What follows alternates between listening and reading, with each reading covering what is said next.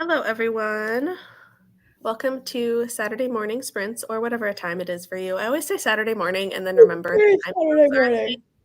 And like some people, once Carly leaves, this won't be Saturday morning sprints for her. Very So, Saturday morning for me. yes, it is even earlier. I feel like, I don't know, I liked doing 11 o'clock last week, but it was 11 o'clock because I forgot to even set them up. And I knew I needed time to get all the links together. So this week I decided to go a little earlier. Carly has been here since 3 a.m. Leaving this on to What make up. the heck, Carly? I hope that you are awake, I guess. Or Hmm. not. I mean, you were awake at 3 a.m., but I hope Hugo's okay. I hope we didn't scare him. Hello, Sherry. Hello, everyone. Good morning. I feel like I'm also used to doing nighttime sprints, so the good morning is Mm-hmm. a fun change. Once I finish breakfast, I'll be starting Bright Young Women. Very nice. What are you going to be? I don't know how long you plan on sticking around, or are you going to be reading, doing anything? No, I'll probably go shower in the first sprint because Mm-hmm. I've been putting that off. I hate washing my hair. Mm-hmm. And finish setting up the TBR for later this week. And then I have 30 minutes left of Court of Winter. I meant to finish it last night and I have not slept more than 5 hours all week. And so I was like, no, I'm going to bed. So I crashed. I need to finish that now. Gotcha. I am going to be finishing A Court of Mist and Fury today, Ooh. and then the long-awaited start of The Will of the Many. I'm so excited. If you don't text me all of your thoughts, we're unfriended. Even if they're bad, I I want to know. absolutely will. I Even if absolutely they're will send you every single thought. bad. Um, yes. So everybody else, let us know what you're going to be reading. Good morning, Katrina.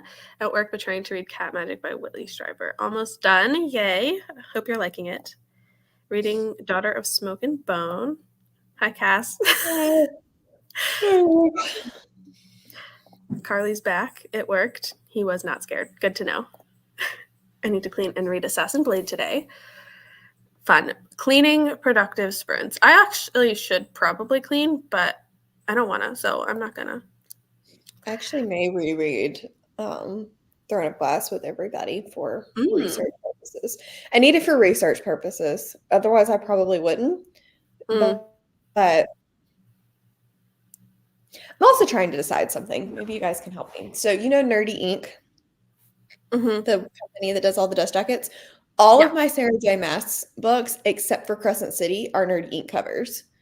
Nerdy Mm. Ink, like, sort of, kind of, not exactly, but maybe sort of, went out of business because she got a book deal. So, like, they've officially said we are Oh. not out of business. We are still planning to do continuations of series, but we don't have any like say on when it's going to happen or anything Mm. like that. Well, Akatar's not finished. Even though Throne of Glass is, Akatar's not finished. So I'm like, do I rebuy and just have two Mm. sets on my shelves and just rebuy both in the like maybe paperback versions because now I have the Crescent City paperback versions? Mm-hmm. Or do I suck it up and just have a non-matching hardcover until if they ever Mm. to Mm. put the cover That's out into the world? I that's regret choices tough. now. Yeah. Or do I That's just so buy new hard. dust jackets for all of them Mhm. because there's a million dust jackets out there Right. and just buy new dust jackets? Ugh, that's the worst with like non-completed series and like the betting on things being still I around know. when the next ones come out. Wait, also, I'm just dumb because obviously I'm just now reading these books, but you said Akatar is not even done. No, yeah. Akatar is I not thought it finished. was. Awesome. There is another one coming, not this year because that's Crescent City, not next year because it takes her 2 years to write, but the next year, so like 2026. Oh, geez. I do I need think to she read got picked up all the. for 3 or 4 more. Mm, Non-matching because she will do them, I think. mhm. I know she wants to, but I'm just like, will you? I don't know. Mhm. Oh goodness, Allie. Yeah. I could also just get different dust jackets. Mhm. Or, well, yeah, I don't know. Oh, Gosh, I forgot the juniper ones were still so expensive. So I was dang. like, it'll just be the dust jacket. They're outrageous. Yeah. I still have all of the original dust jackets, but they're in a box in my closet and have gotten a little smooshed. Mm, Just a little smoosh. just a little bit. Just a little I smoosh. still I need to get my hands on Throne of Glass for the read Me too. along. I've been Well, borrowing that's my friend's copies of the ACOTAR books for this, but I don't have the last two, or like the short one and the last one. Um, mhm. so I need to get those, but um,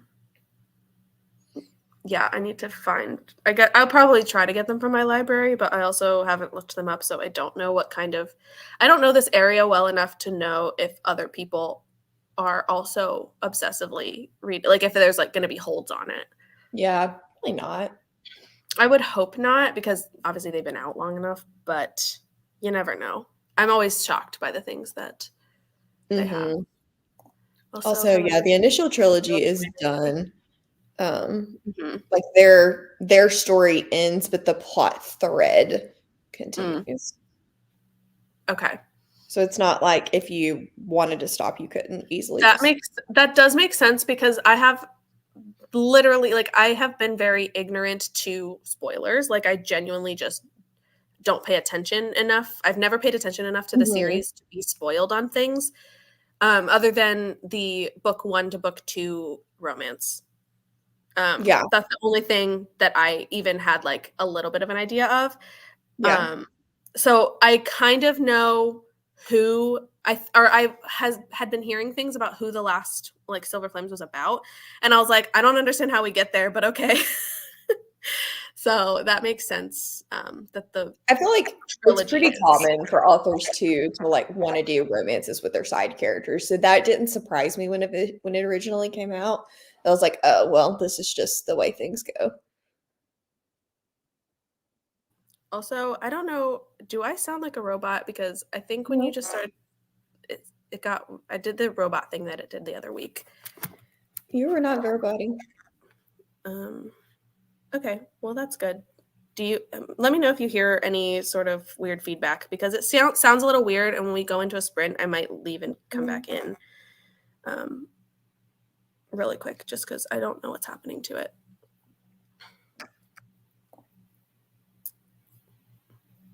Yeah, it looks like you would have time to Yeah. decide exactly what you want to do. I like buying books, so it's not that stressful. You could read the first three and then continue. We'll have to see Hmm. how I feel. I I'm still agree enjoying with it, this. though. We'll see if I want to keep going. I definitely agree with this. I think if you read the first three and didn't want to continue, you would be completely fine. Arc finished, good to go. Um, and then maybe not if you continued on in Silver Flames. Mhm. Yeah. Anything to know about Fair. it comes from back in the books and now this chat. Fair. I like Sarah J. Maas. I don't have any shame on that. She's not my entire personality, but I like her books. Mhm. Yeah, I definitely like I'm not obsessed with these books the way that, like I know this has like a cult following type of deal. Hmm. And like I'm definitely not at that level, but I am enjoying it as much as I would enjoy any other like fantasy series. So, Yeah. um especially now I got past the weird like rut in the middle where I was so confused that I had no idea what was happening. Yeah. Um I've recovered from that, so that's good. Um Let's see. We'll be reading Chronicles and Curses. Had to get my hair done this morning, so won't be here for too long. It's okay. Glad you could join us for a little bit, and I hope you're enjoying your book. Actually, hating it. No, I I'm done. know. You're so close. You can do it. But also, I'm sad that you're hating it. That's really sad. Reading Agatha Christie, The Labors of Hercules. Very fun. Glad you got good sleep. I did too for the first time. I still feel a little light, but I think that's because it's raining today, so I'm probably going to end up with a headache, but that's okay. We'll just ignore it.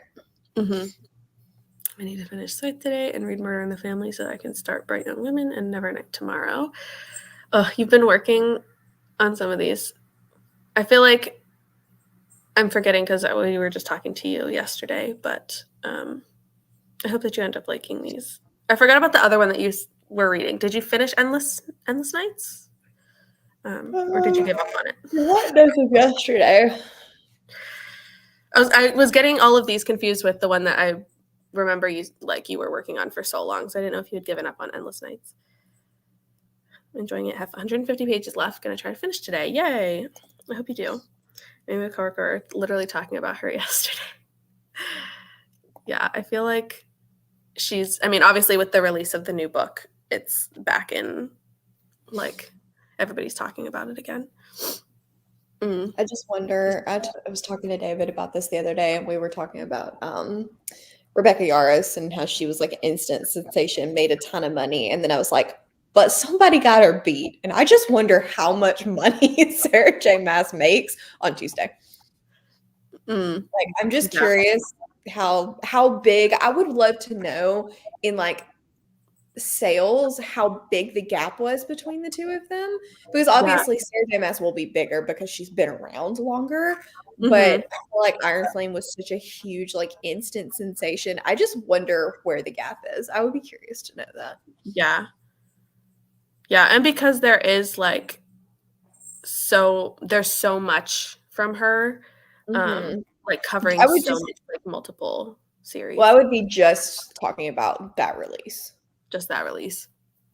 Yeah, because I feel like otherwise it's not fair to Yeah. She's only got the 2 books in the fantasy world. Yeah, but because she has so many different series that could bring people in to like wanting to get it.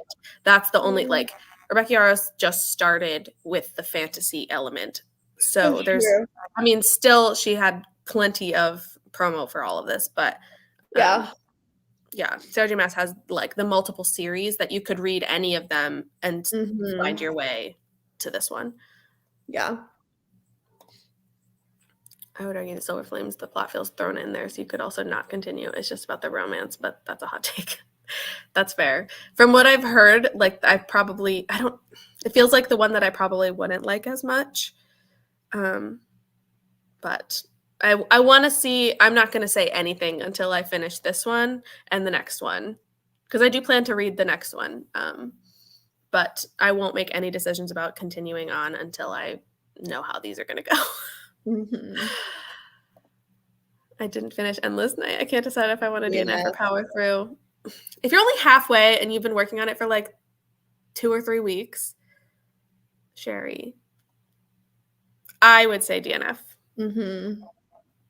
Because it just doesn't seem like you're having a good time.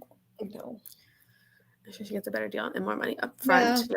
I meant like just purely in number of books sold, not necessarily the like deal money, just in like number of like units sold. I would be curious. Yeah. I don't know if she would be bigger because it seemed like people who don't even read were getting 4th wing res. Some may be too intimidated to get into the giant book world. This is true. It is intimidating. That's one of the reasons why I didn't read these for so long. Also because I was avoiding the hype. I didn't want to give in. But they're also so large. It's insane. You have to pay off and make your initial money before you make money on a release. So I doubt she makes money on Tuesday. True. DNF. Yeah. Like the units sold. I would just like to know the difference between those. Just because I'm curious. Because I feel like it's all anybody was doing when Iron Flame came out. And I know that's all a lot of people will be doing when Flame and Shadow comes out. When Lexi and I went to the bookstore, my like bookseller person, we were talking, I don't remember how it came up. And she She's like, yeah, we have them sitting back there, but we can't touch them. And I was like, that's just rude. You don't tell people that. Just let us live in denial. I knew you already had them, but Yeah. Okay. I think we're gonna go ahead and get ready to start a sprint. is that a cat or a dog or a person? That was Kovu. He sounded huge. That's the cat? Sounds like a child. Okay, now I hear the cat. Yeah. I don't know what's wrong with him. They've been chasing a fly all morning. And it was like I was trying to film a vlog clip, and as soon as I hit start, they're pounding on the windows, chasing after a fly. And I was like, I literally can't stand you right now. But they're If you also do really that, cute. the timer's gonna go away. Yeah, that's fine. Because I'll start it and it'll just go in the background. Well, no, it's fine. I'll just okay. So what I'm gonna do, we're gonna go into a sprint. My computer is still making Mel sound like a robot, so I'm gonna restart my computer. I probably have enough time if you wanted me to run the first timer.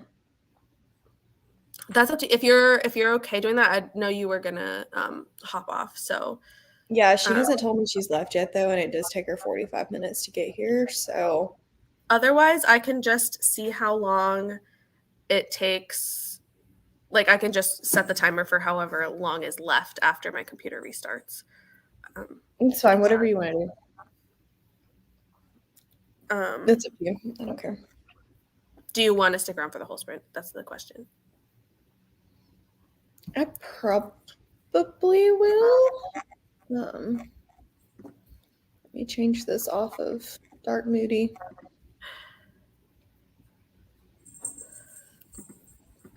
Go away. Oh, damn it. Yeah, Got the time wrong and everything. Both of my cats are vocal, but like Kovu's are more of like the guttural, like low, and Kiara's are the really cute, like. She's so cute. Like Gran is. Okay. I was ready. I thought that was a whole child. I did too. Okay, so we're gonna go into a sprint. I'm gonna disappear, but Mel's gonna have the timer going anyway, and then I'll show back up. I don't know what's happening to my sound, and it's the second time it's done that. That's rude. Yeah, so I will be back, but we'll go ahead and start, and I'll see you guys in 45.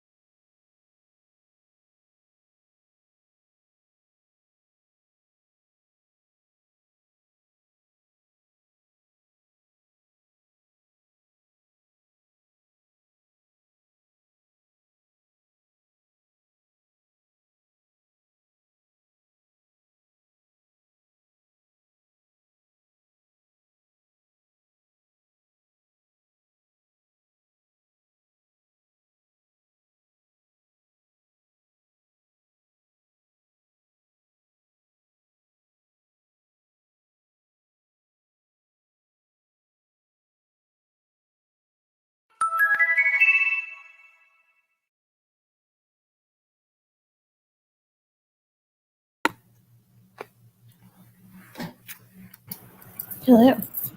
Hello. You're not a robot anymore. So Yay!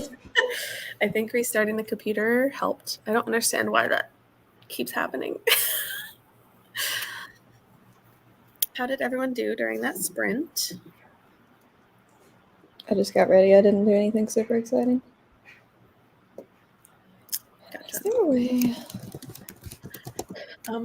I don't know how many pages I read. 40-ish pages. Well, Mel, I got to the paint scene.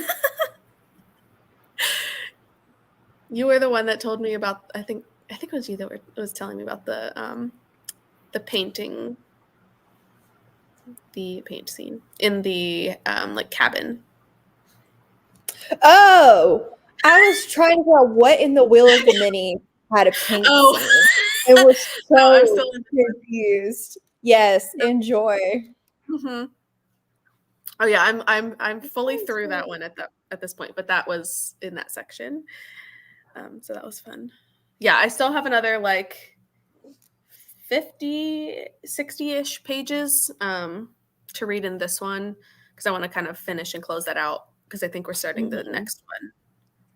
I don't know if it's tomorrow or Monday. I was just like, I don't. Yes, I could see that would be, yes, a little bit confusing. I don't understand. I'm trying to figure out how you Wait, Jonathan, did you just get there too? Yes. We all just got there. We all just got there. It was really cute though. Like, it was cute. Everything that led up to the paint part. I like that scene. Yes. Just joined reading Hero of Ages and 54 Ages. Nice. Hello, hello. Starling House. Ooh. I'm going to be reading that probably not this week because this week is Aka War, but Michelle and I will be reading that right after we finish. 25 pages. I think the end of it is going to be wild. That's exciting. Hello, reading Perks of Being a Wallflower. Nice. Good morning. Got rejected from cuddle attempts with Hugo. That's rude.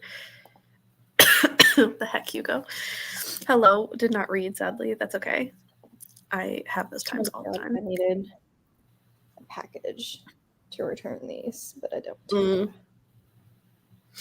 Morning wake up things. Got to chapter 26 in Scythe. Have 2 hours left. Nice. On page 68. I got distracted, made 7% into Assassin's Blade. Didn't read anything, opened a book box, made 2 individual chocolate trifles, and made oat milk chai. Wow, that's a lot. So that's nice. Chocolate trifles sound really good. Just woke up, but excited to start reading after breakfast. I missed a painting scene in Will. No. Wait, what? I should have been, yes. I am finishing, because we're on the last section, I'm finishing that book first. And then I will be starting Will of the Many. So my apologies for... I'm excited for both of these things. Yes. Updated book journal, ended up scheduling a short. Nice. I'm terrible at shorts, just in general. I meant to do that today and I didn't get up in time. I have approximately 1 million things to do before vacation next week. Am I doing anything? No, not a thing. Relatable. Like, so relatable. I haven't read anything because I've been catching up on BookTube. I also need to do that, so I can relate. I'm also glad that I was muted for all of that, because at one point during that sprint, the cats decided to get the full zoomies, like not just a short, quick, like they were the full zoomies. And it's loud because this room echoes a lot because there's lots of windows. And it just, it was so loud. And then they were jumping on the mantle, which is normal, but like it was a mess. They were literally everywhere. I'm so sad that I missed this. Yeah, they're cute. Well, Kovu is sleeping or pretending to sleep. Kiara, I can still hear her walking around somewhere, but I'm a little scared to know exactly what she's up to. I need to do that too, forever behind on one or the other. Yeah. Yeah, because I can't watch and read at the same time. So I have to pick one or the other. I have been putting on BookTube a lot while if I'm not reading, because sometimes I take breaks from work to read, but if I'm physically doing work, then I have, because I have 2 monitors, so I put BookTube on the other monitor so I can watch while I work. Read 2.5 pages, but joined with 6 minutes left. Yeah, that's fair. But we'll be doing plenty more, so you'll get some more reading. Please include clips of cat zoomies in vlogs. I will try. Sometimes it's hard to catch them when they're like actually doing it. Because they were doing it like while I was restarting my computer and like, you know, usually Kovu's not even the one. Kiara is the one that has still like kitten energy. So she will be like zipping all around. But also she's funny because we have like the teaser wands. And we still have the teaser wand that we got when we first got Kovu 3 years ago. And it's like still surviving. And she loves that toy. But what she'll drag it around the house because she stuffs the like teaser part into her mouth and then just runs around. But the wand is like rattling behind her because we have wooden floors. So you can just hear the wand as she like rips through the house. It is fun, but it is also so loud. That's the thing about kittens is they are just crazy. Completely crazy. I think I did in one of my vlogs. I think it's one that I already put out of like the time that she got her head stuck in the tissue box. I came out one morning and there was a tissue box ripped to shreds. And so I switched it. I put it in another room so that they can, you know, keep, because it was already to the point where like pieces of it were falling off. So then I switched it and I brought a different tissue box in here. And then like the next day, I was sitting here when she like knocked it off the table and then I heard it start, I remember that. And I'm like, how and why do you do this to yourself? And then she couldn't get it off herself, but she also wouldn't let me because she was under the table. So I'm like, Kiara, you're so dumb, but you're so cute. I love it. Pretending to sleep. He's not pretending anymore. He's just watching Kiara. Because that is also, he's very like, he has to know where she is at all times. Mostly because he knows if he doesn't keep an eye on her, she'll sneak up on him. Oh, not so sweet. Yeah. She was the instigator when we got her. Like, we thought he'd be the one that was like more territorial because he's been an only cat for 2.5 years up until that point. And so we were afraid he'd be the one that was more aggressive, but it became like she was the one that would go up and kind of like swat at him a little bit or jump on him. And like they are not aggressive to each other. They are like strictly playful at this point, but at first we were like, I can't tell if you're being like, we just met her, so we're like, I don't know if you're being aggressive or what's going on here. We're cute. But yes, I love her. I read a lot this month, but also behind on BookTube. Yeah. My cat's name is Simba, the Lion King crew. Yes. Kovu was always my favorite, so when we got our first cat, I named him. I picked the name, and then when we got Kiara, that was her name already. Like the person we got her from had a litter that were all named after the Lion King. So we didn't have to change her name at all. It was perfect. I love that. That's so cute. Yeah, but most people don't get it until I say Kovu and Kiara. A lot of people don't remember that that's what it's from, or people just don't know the Lion King too, even though in my opinion it's superior. Also, the third one was superior though. No, that's Lexi and probably Cassidy. She just climbed in the back of our recliner. Of course. Like she pulled the like material back and has one leg out. Let's see if I can take a picture. Well, now it's just her tail, so it's even funnier. So this is her currently. That's just her tail. That's great. I love it so much. She is a something. I love her. But also that's the chair that she's been spinning it around because it rotates all 360 and she at first had her like paws on the side and was like walking it in a circle and like spinning it. So cute. Cats are crazy, man. Cats are crazy. Mm-hmm. Reading Iron Flame and read it on the audiobook. Nice. I love Iron Flame. I know a lot of people didn't like it as much as the first one.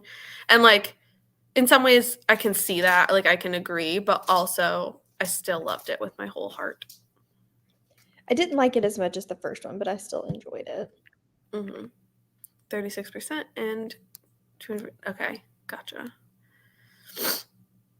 26% per hour spent reading. It looks like a tiny raccoon tail. Yes, they both. It's funny how we ended up getting two cats that look identical, but their tails are very funny. Their patterns are just really pretty. Oh, he's coming to check it out now.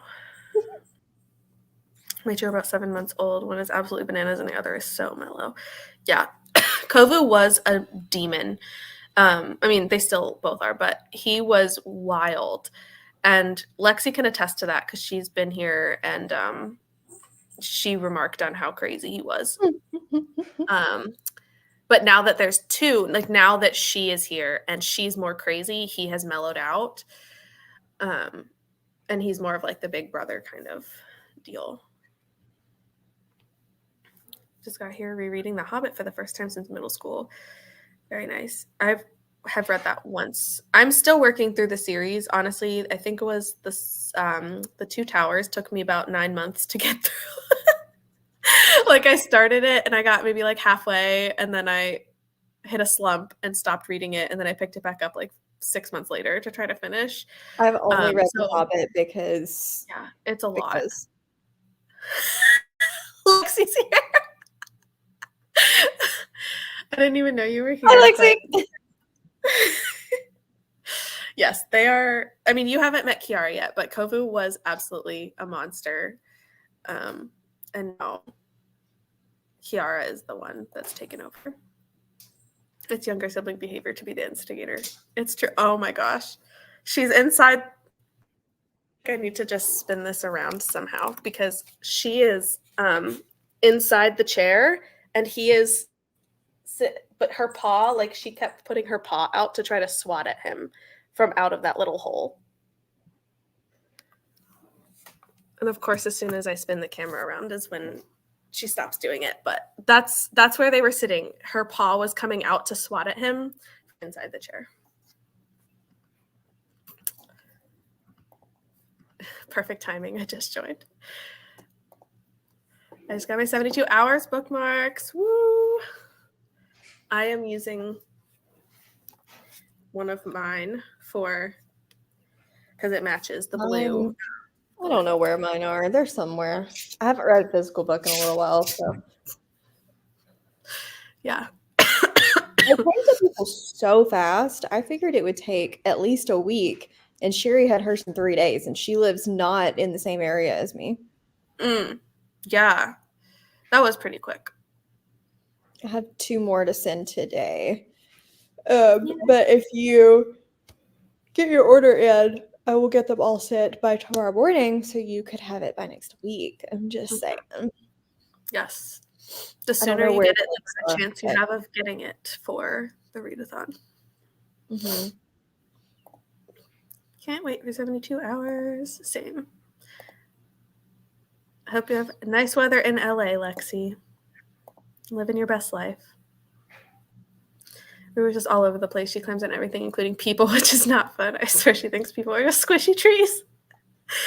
Yes. Oh, no. My kitten that I had, that my brother now has, did that. She and her sister, she was the one that, like, I have pictures of her walking across the top of the curtain rods from where she would climb the curtain rods, and then her Oh sister was, god. like, so mellow, just wanted to sit in your lap all the time. When Mhm. she passed away, I had Ollie, and she did not like him, and she loved my brother, so he was like, "Well, I'll just take her if she's traumatized." And I'm like, you just like my cat. You just trying to steal my cat." But it was better for her. She's fat and happy now. But Yeah. no way could she climb that now. But I have pictures of her just being absolutely insanity. Mhm. I That's forget Lexi is now at 8:30. How are you doing with all these time zones in the last 2 weeks? I know Lexi's all over the place. Her body's gonna be on such a weird schedule after this. Mhm. When he goes up, he used to try to cuddle with my other dog and got rejected, so I blame that for why he Oh, won't let me cuddle. That's so sad. poor Who wouldn't want to buddy. cuddle? Oh my gosh. These two are having a time. I don't know if you can hear like there's like the velcro of the chair that every time she pulls on the material, the velcro is like making noise, and I Mhm. can't tell how loud it is, but they're I having a can field hear it. day. Okay. Are you ready to go into another sprint? Yes, mine kicked off your timer. I'm probably gonna hop Mm, off because okay. mom is on her way, but thanks for having me. Hope you guys Yes. get Thank yourself you for a breathing coming and one. for doing the sprint for that first Oh, yeah, one of while I course. got my computer figured out. Of course, of course. Okay, I will see you all later. All Bye. right. And I'll see you guys in 45 minutes.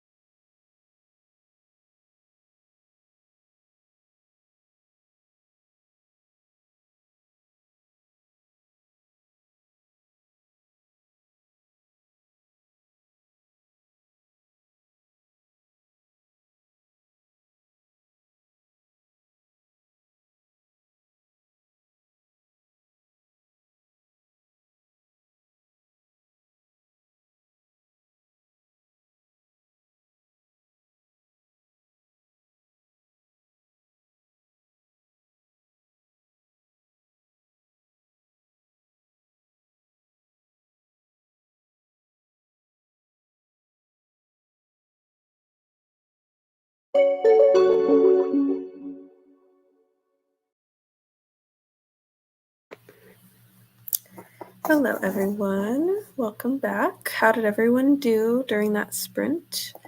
I have 25 pages left in Court of Mist and Fury. So, like, it's coming up on just the whole ending exploding. Everything's happening. I'm sad that Mel is gone, but I'm glad that she was able to join earlier. Hello, hello. Talked to my dad, now getting ready to go to my hair appointment. That's fun. I have a hair appointment scheduled for next week. It's been like 5 or 6 months since I've gone. And I remember when I went the last time, it was my first time going to this salon since moving into this house in like a new town. And so I got my hair done and she was like, okay, do you want to set up your next appointment? I recommend like 3 months. And I was like, 3 months, girl, I don't get my hair done that often. I think before my last visit, I think it was either like 6 or 9 months or something that like I don't get my hair cut very often. 1, because it's expensive, and 2, because I'm lazy. But I have mine scheduled for next week because my hair is getting long again. A little over an hour left, and Scythe, you're so close. You're so close. Read 30 pages of The Hobbit. I don't know. I don't know if I would ever, I don't want to say ever, but like, I liked reading these books, but they're just so heavy. Like, the vocabulary, his like writing is so, I don't know, it's like hard to comprehend sometimes. Like, I have to like really think while I'm reading those books. But I do still need to read the last one, The Return of the King. I can watch the movies all day, every day, but the books, it's just the like his writing is a little bit harder, but I still really like it. It's very sometimes like poetic. Ate breakfast and did absolutely nothing else. I love that. I think I'm gonna get lunch in my next, like in the next sprint, but I have to decide what to eat. I don't know if I have to find out if Matt took the leftovers because we had spaghetti last night and there was 1 container of leftovers, and I don't know if he took it, but if he didn't, then I can eat it. And if he did take it, then I think I'm probably going to heat up some soup. But I don't know which soup yet. What did you have for breakfast, though, Carly? 25 pages in Starling House, liking it more than I expected. I love to hear that. I'm really excited. I feel like I've heard mostly good things. Like, people who expected to like it, I feel like are really liking it, which makes me excited. My sister read it, and my sister and I have pretty similar taste when it comes to like, I don't know if that's technically fantasy, but like, I don't know, that fiction, we tend to align pretty well in like fantasy or things along those lines. And so she loved it. And so I think I'm going to end up liking it. Didn't read, paid bills, and started on taxes. Oh, no. No, Melissa. I hate taxes. I just had to send out Thursday. I had to go pick up, I had to run errands for work, and I ran in to get all the W-2s for my company, like from my boss, because I was mailing them out. And I hate mailing W-2s. Like, they're so annoying. But it just reminded me that, like, it's tax season coming up, and my in-laws are accountants. So, like, tax season is so busy for everybody, and I hate it. I put away some tea and ate a late breakfast. Very nice. I wish I liked tea. I've tried. I try tea every couple weeks, maybe every couple months, just to see if I can find new flavors that I end up liking. Seriously, like, taxes are so dumb. I hate them. Got to page 58. 70 pages left, and 'tis the season for revenge. Nice. You're getting there. I go to get my hair done every 2 months, but I also get it colored. Yeah, that makes sense. I feel like I'm a pretty, like, my hair, I just don't do a whole lot with it. Like, I curled it today just because I felt like it and I had some extra time. I woke up earlier than usual on a Saturday. But I don't do a whole lot with my hair. So it just like I don't use like heat on it that much, and I don't color it. So my maintenance is a little bit less. So I don't have to go as often, which is really nice. Read 41 pages. I love Tolkien. I hope you're enjoying it. Yeah. I really like it. It's just, it takes a lot out of me. The Hobbit is much easier to read than the series proper. I I trust you. I don't remember. I read The Hobbit. Oh, it's been years now. Um, but I remember liking them once I could get, but it's just they're slow reads for me. I really need to get mine cut. It's in the middle. It's to the middle of my back, which is a pain. To yes, when you have well water. I refuse to pay $15 for a bottle of shampoo to remove the buildup. So true. I use shampoo bars, and I feel like those help a lot, so that I don't have to wash my hair as often. But I remember one time, I don't even remember what I was using at the time, but it was a couple years ago. I went to the hair place and they're like, when was the last time you came? Your hair is really healthy. Like the ends were really healthy. She's like, it's been 6 months. It looks like you would have just got this cut like a month or two ago. And I think that went to my head because now I'm like, great, I never need to go to the hair salon again. That's not true. I do. I also think I don't want to get bangs because I don't think I look great with bangs. But when I got my hair cut last time, I had her cut the bangs like a little bit shorter than the regular, like the rest of my hair. So I think I might get my bangs a little bit shorter, like maybe like chin length or something. But I haven't decided yet. Since I was good yesterday, I'm getting McDonald's for lunch today. I love that. A reward. McDonald's apple pie. Surprisingly vegan. Oh, okay. I would not have expected that to be vegan, but I do like their apple pies. I haven't had one in a long time. I only drink herbal tea because I like the fruity flavors. Yeah, I'm definitely a fruity person. I think I have lavender lemonade tea that I got from the Ren Fair in the fall, and I think I still haven't tried it yet, but I want to. It smells so good. Like tea smells so good, but like I don't know. It's just the taste. It has to be very fruity, like flavor wise, for me to really get with it. I have a haircut this Thursday. I totally forgot I was coming out. No, mine's on Thursday too. So we'll both be able to remember to go. I have a reminder set in my phone because I know I'll forget. And I'm going in the working from home is great now because if I need to go to the hair salon, I can just be like, yeah, sorry, I have an appointment. They don't need to know that it's a hair appointment. So I'm excited. It's been years since I got a real haircut. Yeah, I'm so jealous of people who can cut their own hair.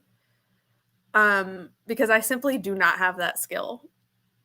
And I can't imagine myself having that kind of a skill. So I wish that I could so that I didn't have to like go places because haircuts for women are so expensive. I mean, honestly, it's unfair that like it's not that hard. Like it doesn't take that long. I want to take that back. It is hard, but it doesn't like take that long, especially when you're not getting anything specific done. Like when I'm just getting a trim, the fact that it usually costs the same as if I was getting like a significant cut, that's frustrating to me. Like no, I can't do what they do, but also when I used to have really, really long hair, I would just get a simple trim and I feel like it was always just as expensive as if I was getting like a full like style done. And it just that's one of the reasons why I try not to go as much as possible. And I just don't process my hair a lot. Like I just don't do a lot to it, so that it's healthier over time. I hated The Hobbit when I read it, but I read it for school. No, this is true. I mean, required reads for school just immediately, even if they are really good, it just feels like you don't want to read it. I was the kid that I kind of liked some of the required readings. I would never say that any of them are like favorites of mine, but I still can think back and remember a lot of the books that I read in high school for school and really liked them. I remember last year when Lexi and I went to one of the book festivals, and I found, was it Brave New World or Fahrenheit 451? I can't remember because I have both of them and I don't remember which one was which one I got. But I saw it and I was like, oh, I really liked this in high school and I don't own it. So like I bought it. And then I got home, was filming a book haul, which I think I never posted because I don't know why. But I was filming a book haul and realized that it was Spanish. I'm like, I bought a Spanish copy of whichever book it was. It was either Fahrenheit 451 or Brave New World. Um, and I don't speak Spanish. Like I love that there's a Spanish version and I simply can't. Like I was opening it to look and I didn't notice until I literally opened the book and realized that I could not understand it. Luckily it was only like $2 or something, so it wasn't an expensive one. Lavender lemonade. It sounds so good and it smells amazing. And my friend, we bought like a big packet of it and we split it in half. And I took half of the tea bags and she took the other half. Because she's a big tea person and I don't think, I mean, I'm sure she's probably drank all of them and I still haven't done anything with it. So maybe I'll do that later. Maybe I'll make some tea. I did make iced coffee this morning, which I don't drink iced coffee all that often, but I did make some this morning. So maybe I'll switch to tea later. But I also have my water because I need to not avoid water these days. I usually let it grow until it's long enough to donate, then get it chopped off because it starts getting warm out. That is also a really good thought. Like, yeah, there's always that wave of pre-summer haircuts because having a lot of hair in the summer is hot. Like, it just makes it worse. And I have always had long hair. Like, growing up, I mean, since I was young, yeah, I've like always grown my hair out. And like in college, my hair was so long that it would get stuck in my backpack, like not just in the straps, but like it would get like wound around the straps in my backpack. And that's when I knew it was time for a haircut. And I don't know, the last couple of years, I feel like I don't get it long enough to donate, but I definitely grow it out and then just chop it really short. But last time, I don't know, I've really liked my short hair over the past couple of months, so I think I'm going to get it a little bit shorter this time. Showing some love. I also read The Hobbit for school, since it was nearly 30 years ago. I don't have much memory of it. That's fair. There's so much of it. Like, there's so much to it that it's easy to forget some. Haircuts are crazy expensive. It's ridiculous. Yeah, I hate it. I hate it. I'm like 35 with the shampooing, and I love my service. That's amazing. I think mine is 50. But like then you tip them on top of that, which I have no problem with tipping for like good quality work. But yeah, my haircut is I think my one for next week is $50, which ends up being like 60, 65 or something with the tip. I forget how much I tipped. How did you not notice the Spanish? Look, I don't know, okay? I actually think this was the Gaithersburg Book Fest, and you were there for that. But remember, I don't know if you remember, I had a box of books. Like, I literally bought an entire box worth of books. And I was going nuts, man. If I saw a book I wanted, I grabbed it. And I was excited for it, but they were all super cheap. Like, I think the paperbacks were like $1 or $2. So I didn't really think too much. I just grabbed it. And then it ended up being Spanish. But now I kept it. I kept it because it's funny. Like, I should have just like unhauled it because I don't need it. I can't read it. But I don't know. It was kind of funny that it was an accident. So now seeing it on my shelf is a reminder. I was indeed there. Yes, you were. That's where we met the first time. That was a fun time. And now you're gonna leave and you won't be able to be there for this one. You're gonna have to come back for it for this year. When I was a rower, I had to cut my hair because it was long enough that I could get stuck in the seat. They slid back and forth as you row. You were a rower? That's awesome. That's awesome. I didn't know that. But yeah, hair gets stuck everywhere. And just in general, I mean, I lose my hair all the time. I mean, everybody sheds naturally, but my husband finds my hair everywhere. And then he makes jokes about it. For 4 years. Dang. I didn't know. That's really cool. I would never, like, nowhere near me would even have had that available to do. Like, I genuinely can't think of any schools even remotely close to me that had rowing. But, like, that's kind of awesome.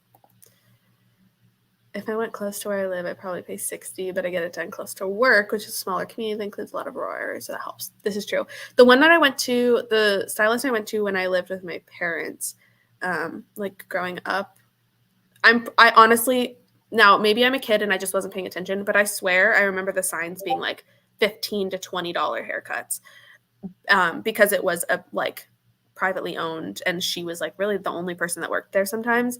And I'm like, I guess I was spoiled because then I left and went to places around here and it's $50. Wow. Let me just go over there now and come back in like 3 months for the book festival. Yeah, glad we're on the same page here. That one or the DC one. You have to come back. There's no choice. My husband complains about hair in the shower drain. Like I can control my hair falling out. Exactly. The shower is the worst. I have one of those like I forget what they call it. The little like tub shroom things that sits in the drain to catch my hair. It's not super effective sometimes, but hair in the showers. It's just a way of life, but like it does suck. I only started because my parents were moving my brother into college, and I was staying at my best friend's house. Her brother rode, so she was joining the team, and I had the choice to either try it with. That's fun. Try with her, come back to your house after school without her. I'm glad that you had that opportunity, though. That's super cool. I am not a water person, so I would not have even tried rowing if it was an option. But maybe if I had the option, I would have learned how to swim better when I was younger. Yeah, sure. Men just don't understand. They don't. But also, like, I get it. Like, if you don't have long hair and you just like find long hairs everywhere, like, I get it. That'd be annoying. But also, it's not my fault. um, okay, I think we're gonna go back into another sprint. So I've got 45 minutes up ready to go, and I will see you guys in 45 minutes.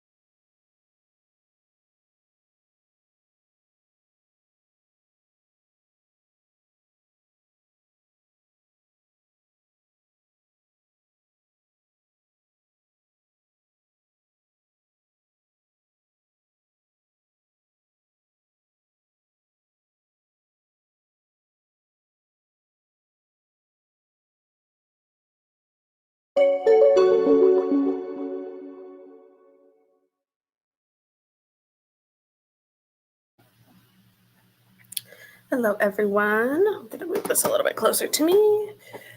How did everybody do in that sprint?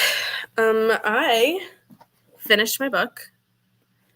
I'm still figuring out how I want to rate it because I feel like I went through a roller coaster with this one. Every day I had like a completely different response. But I also made myself lunch and I already ate it, but I made soup.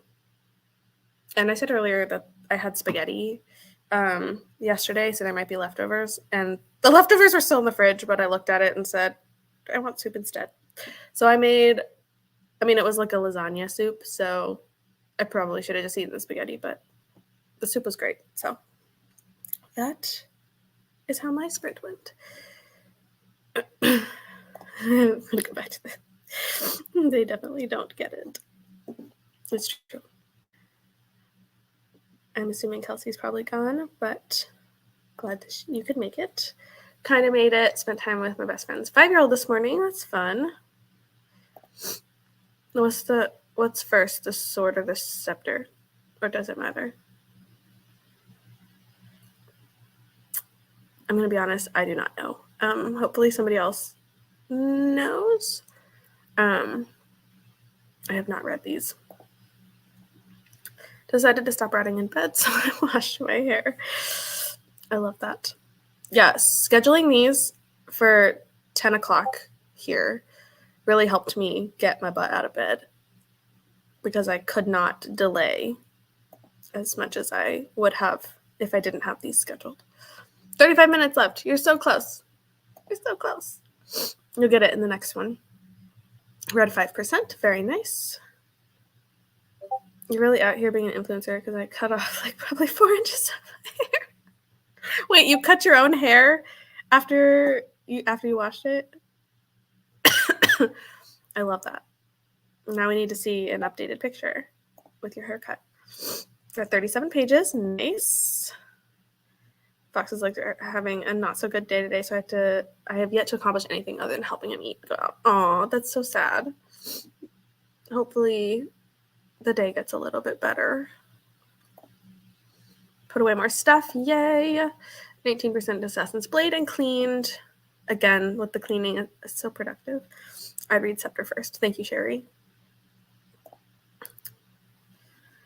Yeah, I unfortunately just don't know a whole lot. Scepter is technically first. Doesn't matter too much, but it does make a bit more sense that way. Okay.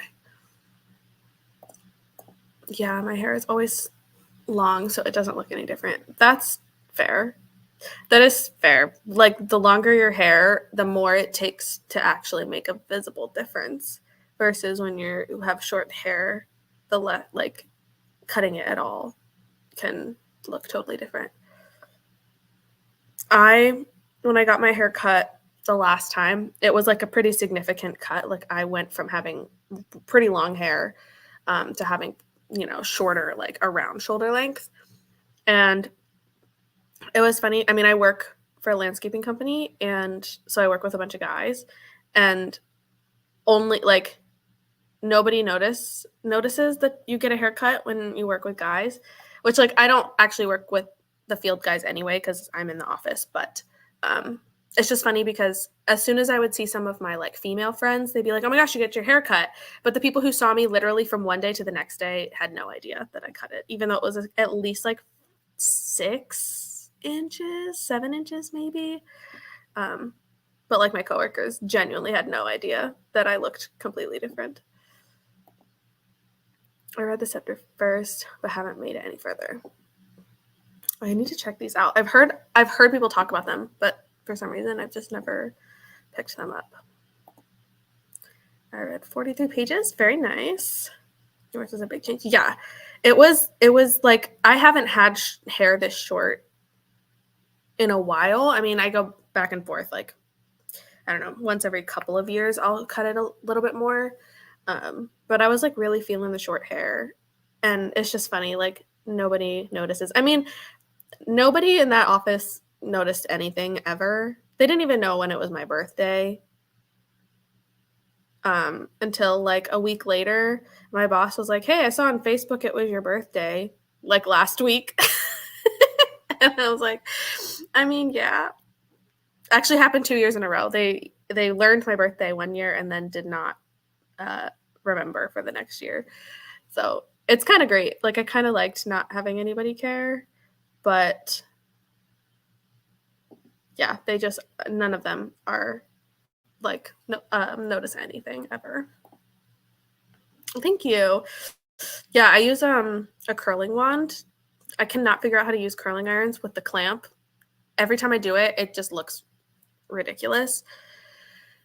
But now that my hair is shorter, it takes so much less time. Like I think I did this in 15 minutes maybe this morning. Um, just because it's fun. It's fun to sometimes do it. And I think we might go out for dinner tonight just for like a fun date night because we have a gift card to one of the local restaurants here. So I might go. I think we might go out tonight. So it's like, okay, it's good timing that I curled my hair and then we decided that we'd go out tonight. But like I want to chop my hair off, but I do like my long hair, so I don't know. The endless debate. Like it's so hard. My hair grows pretty quickly. So I like in what some ways I love my long hair and I have always loved my long hair, but then I think about it, I'm like, you know what? It's not gonna last that long when it's this short anyway. So I don't know. I would say if you've been thinking about it, then do it. If it's one of those like all of a sudden you're like, oh, maybe I'll cut my hair off, like then it's the like impulse ones are the ones you might want to just like think about it longer. I also last time I asked my hairstylist, like I asked her because like face shape, I don't know all of the like, intricate things about it, but I asked her like would it look good at this length and she was like, "Oh yeah, you should try it." So I also talked to her a lot about it. The clamp is way beyond my abilities too. I really don't know wands without that. Yeah, so I don't know what brand mine is, but yeah, the wand, it just doesn't have a clamp. It's just like the straight barrel. And mine actually has like a safety tip on the end so that you don't accidentally like bump the end off of like I have used some that don't have like a plastic piece on the end or rubber, I don't know what it is. And it's so easy to like hit it off of yourself and burn. But the wand that I have right now, I'll have to take a picture of it later. But it is so nice and it literally curls my hair in seconds. It does take a little bit of like, I feel like my arms are like always in weird angles doing it. So nobody can ever watch me do my hair because I feel like it looks ridiculous, but it is very effective. I love the wand, but my mother-in-law had bought me a curling iron with the clamp a couple years ago, and she was like, "Oh, I just can't figure out those ones without the clamp." And in my head, I'm like, "Well, thank you for this, but I don't know how to use this either." Yeah, definitely. It is. Yeah, I love using it. I'll have to take a picture of mine. Because I ordered it online. And there's plenty of options out there. Just look curling wand, like specific. I think that's the terminology that like a curling iron is typically with the clamp and a wand does not have the clamp.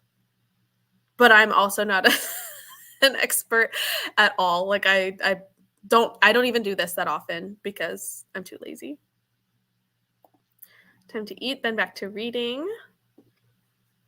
I hope you enjoy eating and reading. They're great. So yeah, I always get the urge to do fun colors again, but that takes a whole lot longer to get back to the original one. This is true. Fun colors are fun though. But yeah, I have never dyed my hair because I feel like the color that I had when I was younger got complimented a lot because it was natural. And then I just got into my head that I was like, well, now I can never dye it because then I'll never, like, you can never get it back to the exact original color typically because it'd have to like completely regrow out. So I just never dye my hair. I'm scared. My hair is up like 90% of the time, but it's pretty wavy, so I just leave it alone. That's what I typically do. I will just let it dry. Like I don't really use any products in it anymore. I used to, but I don't really anymore. Um, but I just like when it's wet, like right after I wash it and I brush it out, I will use like a towel or like a microfiber towel or a t-shirt and like just kind of scrunch it up to get the curl, like the wave back into it. And then I let it dry and it usually dries pretty nicely. And then there's the days where it doesn't. And then I want to shave my head, but I will not do that. You just have to get a close match and then wait for it to grow out. Yeah, that's just, I feel like I would not have the patience and I'd get annoyed at myself for it and having to wait. I also had, and this is also part of the problem, is I don't know if it's, I don't know where it is or if it's noticeable anymore, but I used to have, so as like I got older, my hair got a little bit darker, which naturally happens. But I've always had a strip, and I think it was on this side maybe, but I always had a strip of hair that was extra blonde, and it was like right around here, but it always looked really cute when I would style it. And I knew if I dyed my hair, I'd never get the strip back. Like I would just never be able to figure it out. Mine is back to natural brown, but I'm semi-tempted to dye it ginger again. Again, like my motto is like, if I'm thinking about it for long enough, then I will do it because I know that it's not like impulse changes like that I can't do because I know I'll regret it. Like I know myself and I know I would regret it. But if I think about it, like if I'm considering cutting my hair short or dyeing my hair for too long, then I'll be like clearly I've been thinking about it long enough that it's not a huge deal if I do it. Mine is close to all non-damaged hair now. Been a few years since I chopped the colors and have let it grow. That's good. Yeah, like I don't want to damage my hair more because I don't want to have to take care of it as much. Like I don't want to have to use special product. I don't want to spend money on like fancy products to keep my hair healthy and like just choosing not to do anything with it. It's like not wearing makeup. Like I just don't want to. Like I can and I appreciate it, but I just can't be bothered. I don't want to take the time. I love working from home and being able to roll out of bed and not do a single thing. I just sit down at my desk and start working. So like I don't like having to maintain anything. I also had a blonde strip after my hair got darker. And I knew like I just didn't want to lose that strip because it was really pretty. It was just like right. It was kind of like an inch back from my hair, from my like the front. You know, I had no plans on a haircut today. You're welcome. Talk hair. We're inspiring you. Also, the fact that Nat and I have our appointments on the same day. Everybody's going to get their haircut on Thursday. Lacey wins out 99% of the time. So true. Like, I tried. Like, I remember in college, like, I would wake up. I would do my hair. I would wear makeup. And, like, it got to the point where I was running out of time because I'd wake up late and then I didn't have time to do it. And eventually I was just like, wait, if I'm not doing it half the time, then it doesn't really matter. So I just didn't care. Like I still have it and I use it for like special occasions and stuff, but I just am too lazy to do anything. And I have so much respect for people who do it every single day because like I can't make the time. Like I don't want to wake up early enough to do that kind of stuff. And I can't believe that I did it in high school. I can't believe I woke up with enough time to like get ready with like makeup and hair. Like, no. It's just, I can't believe I did that. Thursday is a good day to get a haircut. It's true. It's true. Also, my work, we have Thursday afternoon scheduling meetings. And like on team, we don't actually meet in person. It's just over voice call. But I knew that we'd be meeting in the afternoon. And I'm pretty sure my boss has other separate meetings in the mornings. So I figured he probably won't be bothering me that morning. Like he won't be asking me to do things because he'll be in a meeting, which means that I should have a couple hours in the morning for like a peaceful trip out to the hairstylist. And because he has an uncanny ability to know exactly when I'm leaving the house and call me and ask me to do something. And I either have to go back inside and do it really quick, or I have to make up an excuse of like, oh yeah, just give me a minute. I had to run to the post office. Like I had to do something because he always knows exactly when I'm getting in my car. Maybe I'll just go for an A-line bob. Do it. Do it. Especially if you think about it for a while and you still don't regret like you still are on board for it.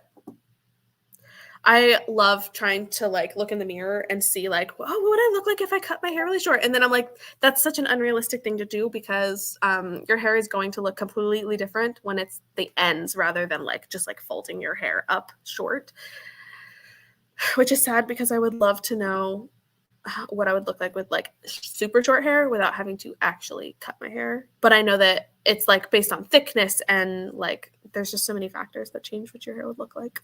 But I think it would look cute. So if it's not something you think you would regret, then I would say go for it. Okay. I think we'll go ahead and jump into another sprint. So I will see you guys in 45 minutes.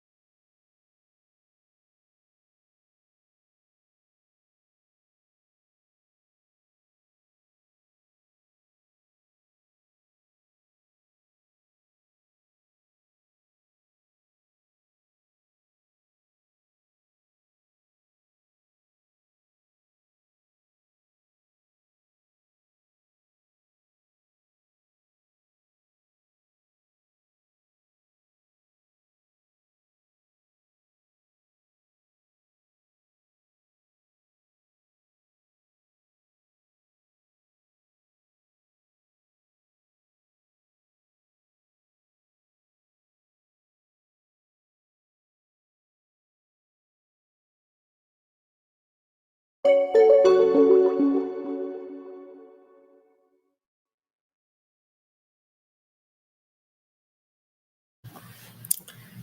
everyone. Welcome back. I have a friend here. I'm going to try to move this a little closer so you can see. I have Kovu curled up next to me, which is abnormal because he doesn't usually used to sit next to me that often. But he's being really cute right now. What did I do during that sprint? I filmed a vlog clip and I started The Will of the Many. I am 21 pages in, and honestly, I think I'm still in the section that I started in December.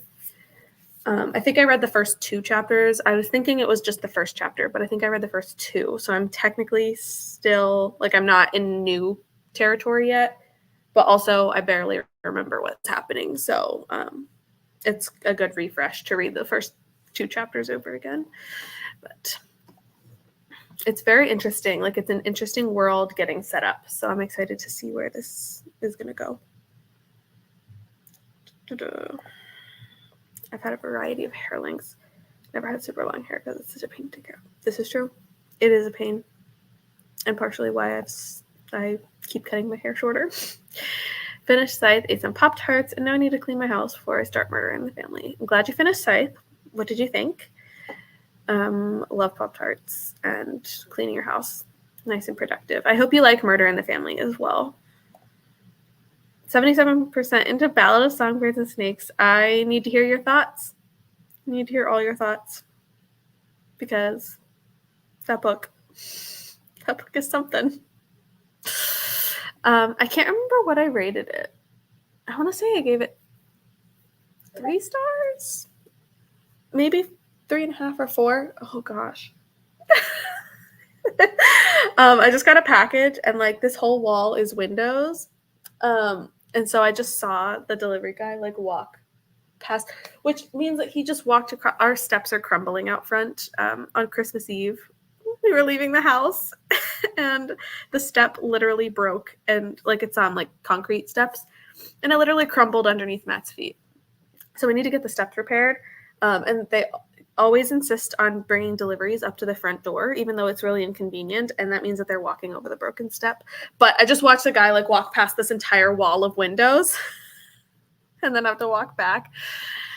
Oh, it's very fun. But I need to hear what you're thinking of this book. 15%. Nice. Glad it's a quick one. Yes, he's so sweet sometimes. He also is the one that likes to bite me randomly. Kiara does not bite as much, but Kovu, like if you touch him and he doesn't want you to pet him, he will bite. But like the kind of I want to say like slow bite where it's more of like he's not trying to hurt you. It's more of just like trying to let you know that like, hey, don't do that. Yes, let us know what you think. 8 lunches started folding my scarves. Nice. He blends into the couch. Yeah, our couches are like a dark green, so he definitely blends in. You can just barely see him like right his little body. I should turn another light on probably. McDonald's was consumed, and then I started laundry, but I'm finally ready to read. Yay. Hooray for McDonald's and reading. Boo to laundry. I hate laundry. I do really like it. Good. Glad to hear that. Read 190 pages during that sprint. Nice. Very nice. Now 25% in. Excellent. Yes. Hello. I just joined in and finished Camp Damascus. Going to start Lone Women. What did you think of Camp Damascus? I haven't read that one yet, but I keep seeing it everywhere, so I'm really tempted. And I have Lone Women, but I haven't read it yet either. Go figure, having a book that I have not gotten to read yet. That book is something. Does not make me want to pick up. Look, I feel like I had a very big dramatic roller coaster of emotions during it. I loved the first half of it, like genuinely loved it, and would reread the first half. The second half, Actually, I think it's in thirds. I think it's in 3 parts. And like the first 2, if I remember correctly, the first 2 parts were amazing. Like it was Hunger Games vibes. Like I was loving it. And then the third section, I just yeah, no. That's where it's something, because I just did not care for the last section. And it's funny because I genuinely also love the movie. I've seen the movie twice now, and I loved it. But I feel exactly the same way. Like the parts of the book that I didn't like in the movie either all that much. But I think from like a film critic's standpoint, like I think the movie was done really, really well. It was a like perfect representation of the book. Like the fact that the same elements of story that I didn't like in the book, it was brought to life so perfectly that I also just didn't like it in the movie because they did it identical to the book. It's all right, not a huge fan. I thought the games were going to be a much bigger part. So when it was over 60% in, I was like, yeah, that's exactly the point. Yeah, like the games were not as much as I thought, and I wouldn't hate it if not for the fact that like I just didn't really like where it went for the last. Like I think there's a way that they could have done it differently, because I mean, even thinking about the rest of the series, like Catching Fire, if I remember correctly, like a lot of it is set up for the games. Like the games are the end of the, not the end, but like there's a lot of stuff that happens before they go into the arena, versus this one, it's the opposite. It's giving 3.5 right now. Yeah, I would have to look back at my Goodreads because I read it right when it came out. But I'm pretty sure that's about where I was when I read it. Only reason I didn't give it 5 stars because I feel like it was lacking tension. Overall, I really love the concept, characters, etc. Nice. That's fair. I do like getting the history of it, but don't care for the 2 of them. Also, the audiobook narrative is annoying to me. If I remember correctly, I don't think I listened to the audio when I read it, but I've heard audio of the songs that are really entertaining. So I think that would be funny.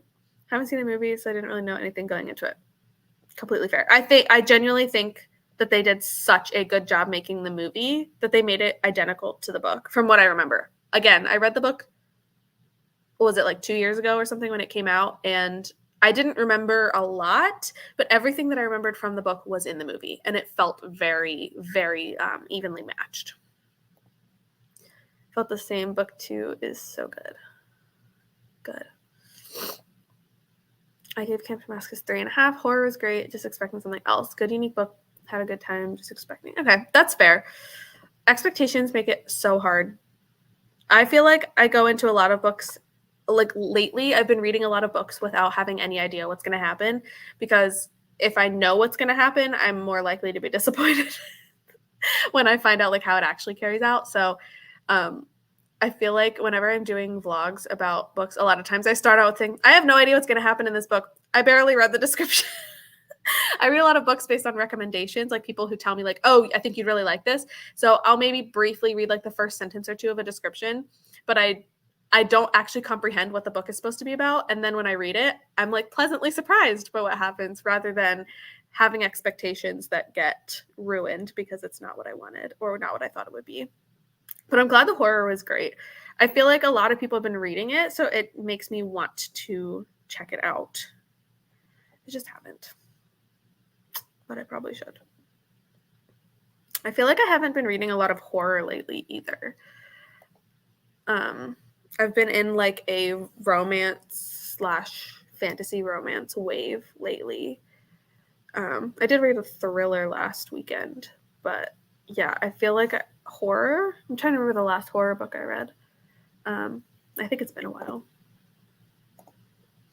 I will find a book, add it to my TBR, and then forget what it's about by the time I decide to read it. This is also true.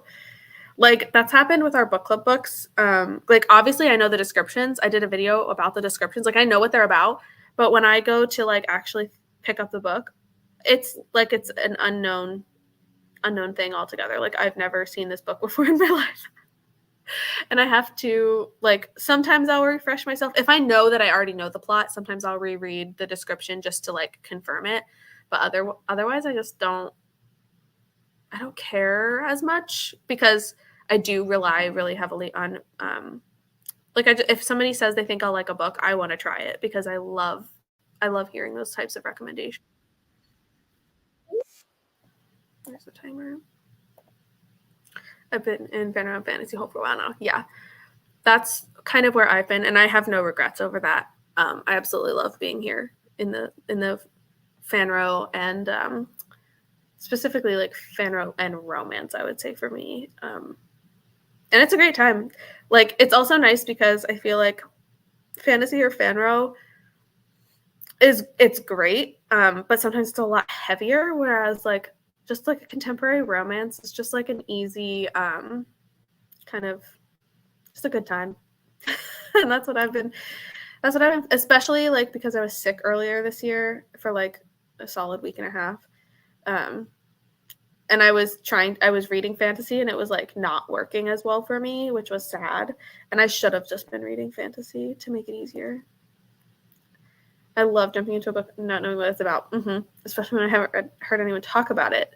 Yeah, that's true. I feel like I'm typically reading it after other people have read it, and that's because I read so many genres that like I can't possibly be always keeping up ahead of the like trend with anything. So I typically will pick it up shortly after other people have read it. But I do have some NetGalley arcs that I like really want to read so that I can find out if they're like going to be good when they come out. But I'm also really bad at keeping up with NetGalley. But yeah, it's a lot of fun going in like not knowing anything, like just kind of, going by the cover, or if it's an author that I know that I wanted to try or know I already like, then it's fun. I prefer to be stressed while reading. Yes. I mean, I don't want to be stressed, but I do feel like this year has been really good for me with reading so far. I've had a lot, like I think everything has been, I say everything and then I'm still debating on what I'm going to do with Akamath, but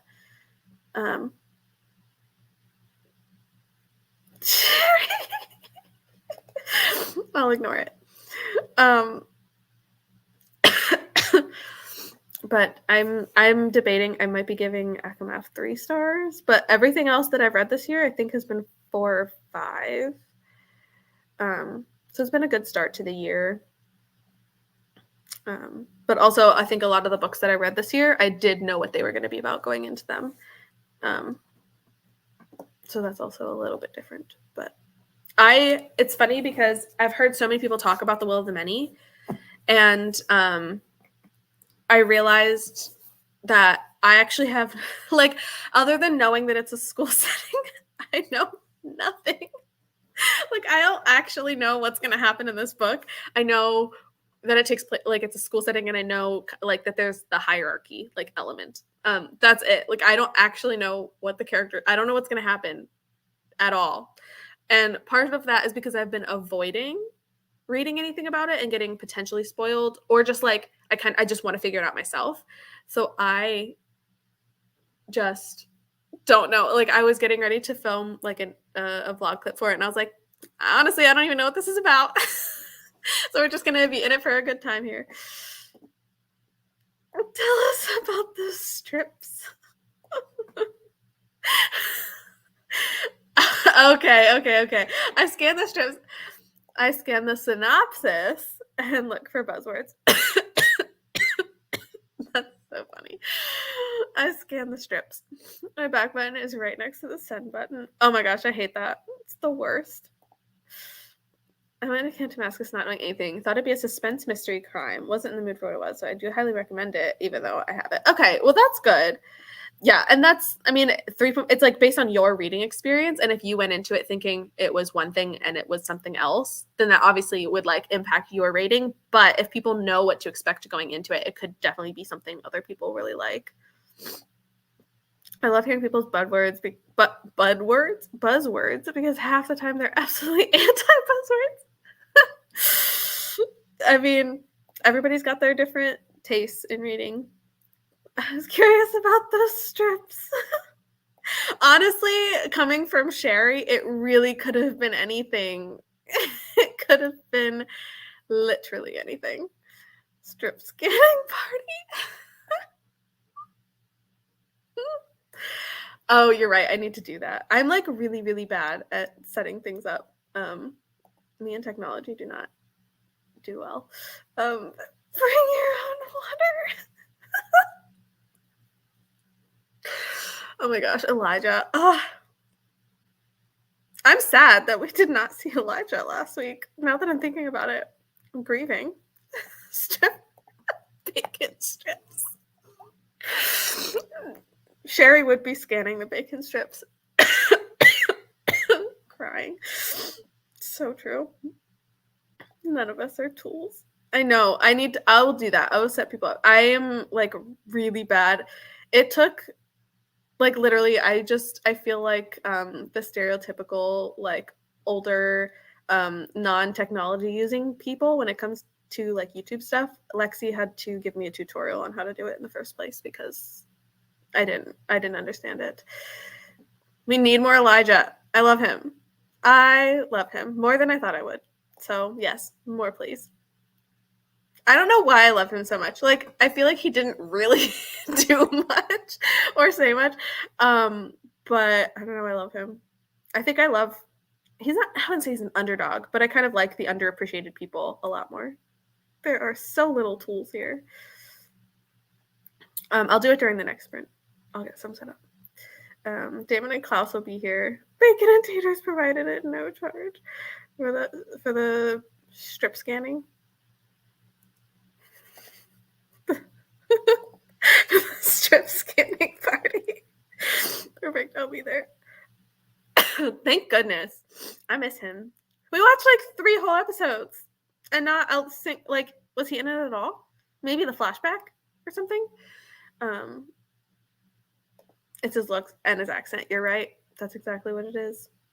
Oh man, what a good show. I'm so like it's funny because I never even considered watching this show until in the fall when like I found out that there was like a watch along and you guys were only in season 1. And I was like, wait, it just started. Like I can totally catch up. And now I also look forward to watching it every week because it's so good. He looks much better when his hair changes. Elijah's asleep in the coffin.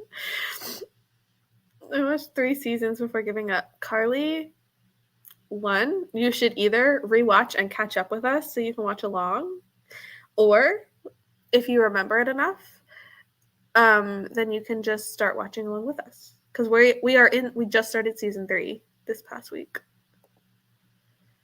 Alaric, Daddy Alaric.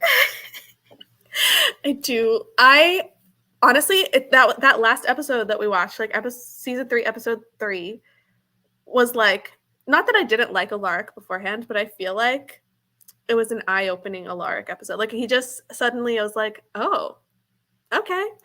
And now I like him a lot more. Watched it for my friend to convince her to then watch Lost, but she did not. That's rude. That's rude. Who doesn't? Everybody needs to watch Lost. I'm seriously considering doing a watch along of Lost, because I love it so much. Also, Carly, I need to tell you about a dream I had.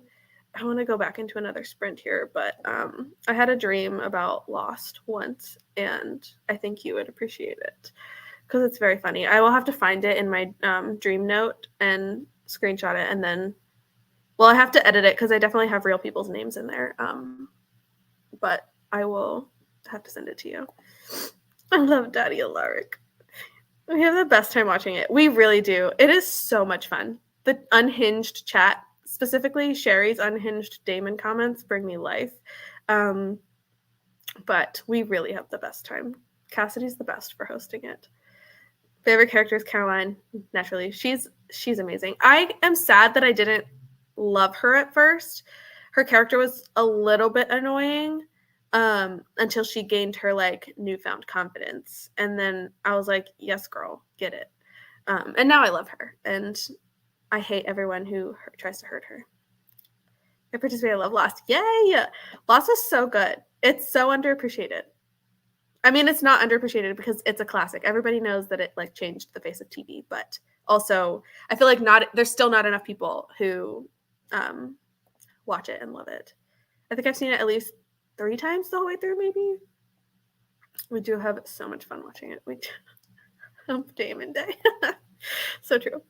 I'm just here to constantly put the idea of a lost rewatch into your head. Yeah, literally every time. Please do, because I need to do it at some point. But also, I with if I have too many watch-alongs on too many days of the week, then I feel like I'm overwhelmed.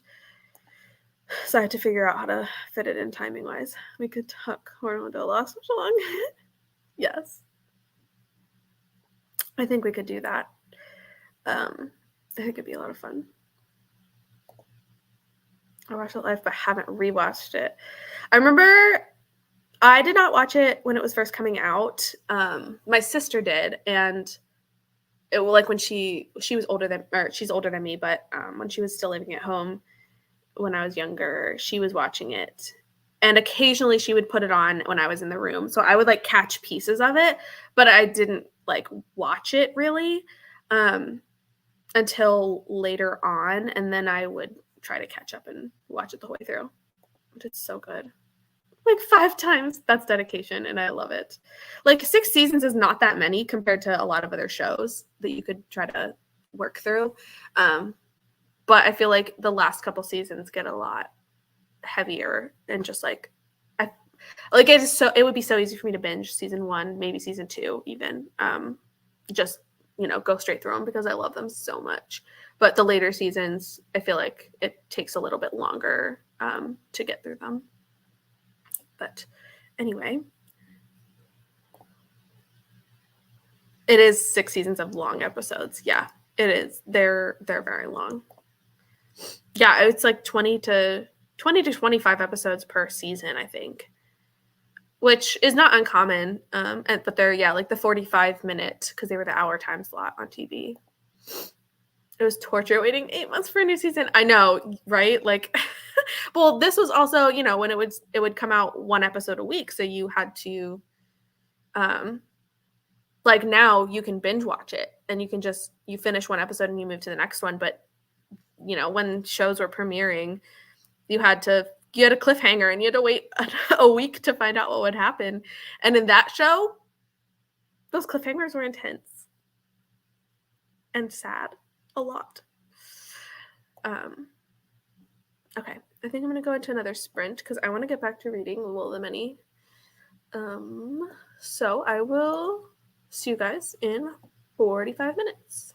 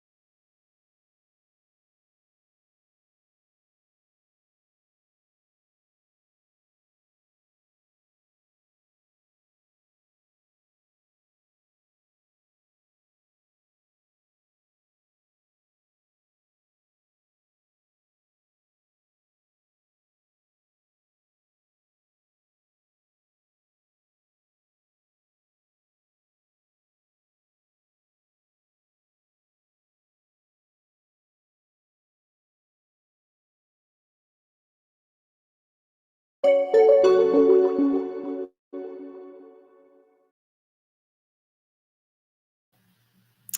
everyone. Welcome back. I had both of my cats cuddling with me during that sprint. And then they heard a phantom noise. Like, I didn't hear anything, but they both jumped up and ran away. And now I'm sad. How did you do? What did you get up to during that sprint? I forgot to check how many pages. I'm now 46 pages into The Will of the Many. So this is fun. Hello. So I'm sorry you did sprints. I figured 5 hours ago. Yeah, I've been going for a long time, but I'm still here. I think I might do one more sprint, but I might do a 30-minute because I've been on for a very long time today. But honestly, like, what else would I have been doing? It's a Saturday and I'm home by myself. So I think I'm going to do one more shorter sprint after this little chatty bit. Made it in house cleaning. Nice. Still putting stuff away. Made some decisions of stuff to get rid of. We love that. I also should do this. When we moved, when did we move? 21? 22. We moved in 22. And we, like, obviously when you're packing, you're getting rid of things that you don't need anymore. And I feel like when we moved, like, there was more. I should have gotten rid of more because there's so much stuff in the basement that we obviously don't use because it's in the basement. I need to get rid of stuff. But also I need to do a book on haul because my shelves, I need to start figuring out which books I don't need to keep on my shelves anymore. 88%, you're almost there. Tested negative for COVID. Woo! So now you can leave. That's rude. What do you know what, like, the process is going to look like now that you can leave the country? One more sprint. Thank you. I love doing sprints, and I haven't done them in a long time, like up until last week and the occasional book club ones. But I miss doing it, and now that, like, the holidays are over and everything, I want to try to do these more regularly. Hopefully Saturday ones too, because I think it seems to work for a lot of people. Got distracted by Instagram, but did read 20 pages of Bright Young Women. It's already so good. Oh, I love that. Gonna paint a wall and finish Assassin's Blade. Nice. Love that. I hope you're liking Assassin's Blade as well. Hooray for no COVID. Parents got a second wave. No. Oh, that's so sad. Are they still testing positive, or, like, is it something else? Because I feel like there's two things going around right now. There's COVID, and then there's what feels like COVID but won't test positive for it. Because I feel like everybody I know has been getting sick lately, and only, like, I mean, it's a lot of people are testing positive, but a lot of people aren't, but they have the same symptoms. So I don't know if it's just, like, false negatives or a different strain. I don't know what's going on. It's been so weird. Everybody's been getting sick this month. Like, it's absolutely insane. I mean, the holiday, like, it's winter, so, like, in some ways it could just be like it's sickness season, but the COVID rise is real. We're hoping to leave by Tuesday now. Okay. So it's only like a week till a week? Wasn't it last week, like last Tuesday you were supposed to leave? So it's not too bad of a delay, and at least you missed the storm that passed through, so that's good. That's what I had for 3 weeks in December and early this month. I never tested positive, but had a lot of symptoms. Yeah, it's so weird. And because sickness is so hard because you can have, like, everything has a lot of overlapping symptoms, so it's really hard to tell what any one illness is unless you have a specific, like, at least for COVID, you have a specific test you can take to tell you. But for so many other things, you just have to, like, guess. Or if you go to the doctor and they can, like, try to tell you what it is. But it's so hard. And COVID is different for everybody. So even if you think you have, like, if one person has it and has the same symptoms as you, you might not have it. Like, it just, none of it makes sense. Like, I hate it. And then the 2 times I've had COVID, have been completely different. Like the first time I had no appetite, and the second time I was just exhausted. Well, I was exhausted too. But like the second time it was more of like a bad head cold. So it's just weird. Plenty of time for everything. Just the sightseeing will be cut down a bit, and they tested negative once but are positive again. Oh my gosh. That's so sad. Yeah, I hope they're feeling better. And you need to stay away. Stay away from them as much as you can so you don't get it again. It just depends on when they feel better. Yeah. Because, like, yeah, the flight is going to be a nightmare if you're sick. So hopefully they can get better soon. 2 weeks ago, and it was a head cold and cough. Yeah, that's basically what I had. And my in-laws had it, and also my mom, but completely unrelated because I hadn't even seen my mom for like a week or two before getting sick. So she had it completely separate from me and my in-laws, so my other family. It's just wild. One of the people that are testing negative have RSV. My son was sick right before Christmas, or right after Christmas, and has been coughing ever since. Yeah, that could be it. I still have like the residual cough, which like isn't surprising because I definitely remember having this the last time. But last time I had it was July of 22. Um, and I know there's been different like strains and everything, but yeah, it's possible. This could definitely be part of it. Living in our masks, even though we all have had it. Yeah, that's smart. And like definitely be like disinfecting everything. Cause oh man, it's so hard. Like I don't understand how like in a household it can get like half of the people but not the rest. Like it's so weird. I need someone to keep me accountable to read Ashes of the Starkers King. I just stop procrastinating. I also need to read this. I also need to read it. So maybe I'll read it with you. But also, I don't know when because I feel like I keep putting things on my list that I need to read on like a timeline, and then I don't know when it's going to happen. But I also, yeah, I definitely need to read this because I'm hoping that I can even remember the first one enough because I read the first one October, maybe? I don't remember. There are 2 people at work who have ours. Dang. Yeah. When I had COVID in September, I had a fever and then couldn't smell anything for a week. My coworker couldn't get it off bed for 3 days and had stomach issues. Like, it doesn't make sense. Like, you'd think that it would be, like, similar symptoms for everybody. And sometimes, like, obviously there are ones that are connected, but it manifests so differently for every person, which doesn't make any sense. Like Matt and I both had it at the same time. Not this year. He was fine. Like I had it a couple weeks ago, and he was completely fine. Never got sick. But the first time we both had it, and I was definitely down for the count, like way more. But yeah, it was like I don't remember if we had fever. I think he maybe had a fever. I had head cold, and I don't think I ever lost my smell or taste or anything, but I had no appetite. Like I had to force myself to eat food. I ate so much pudding that week. I don't eat pudding regularly. Like it's just I like pudding, but it's not something that I like go out of the way to eat all the time.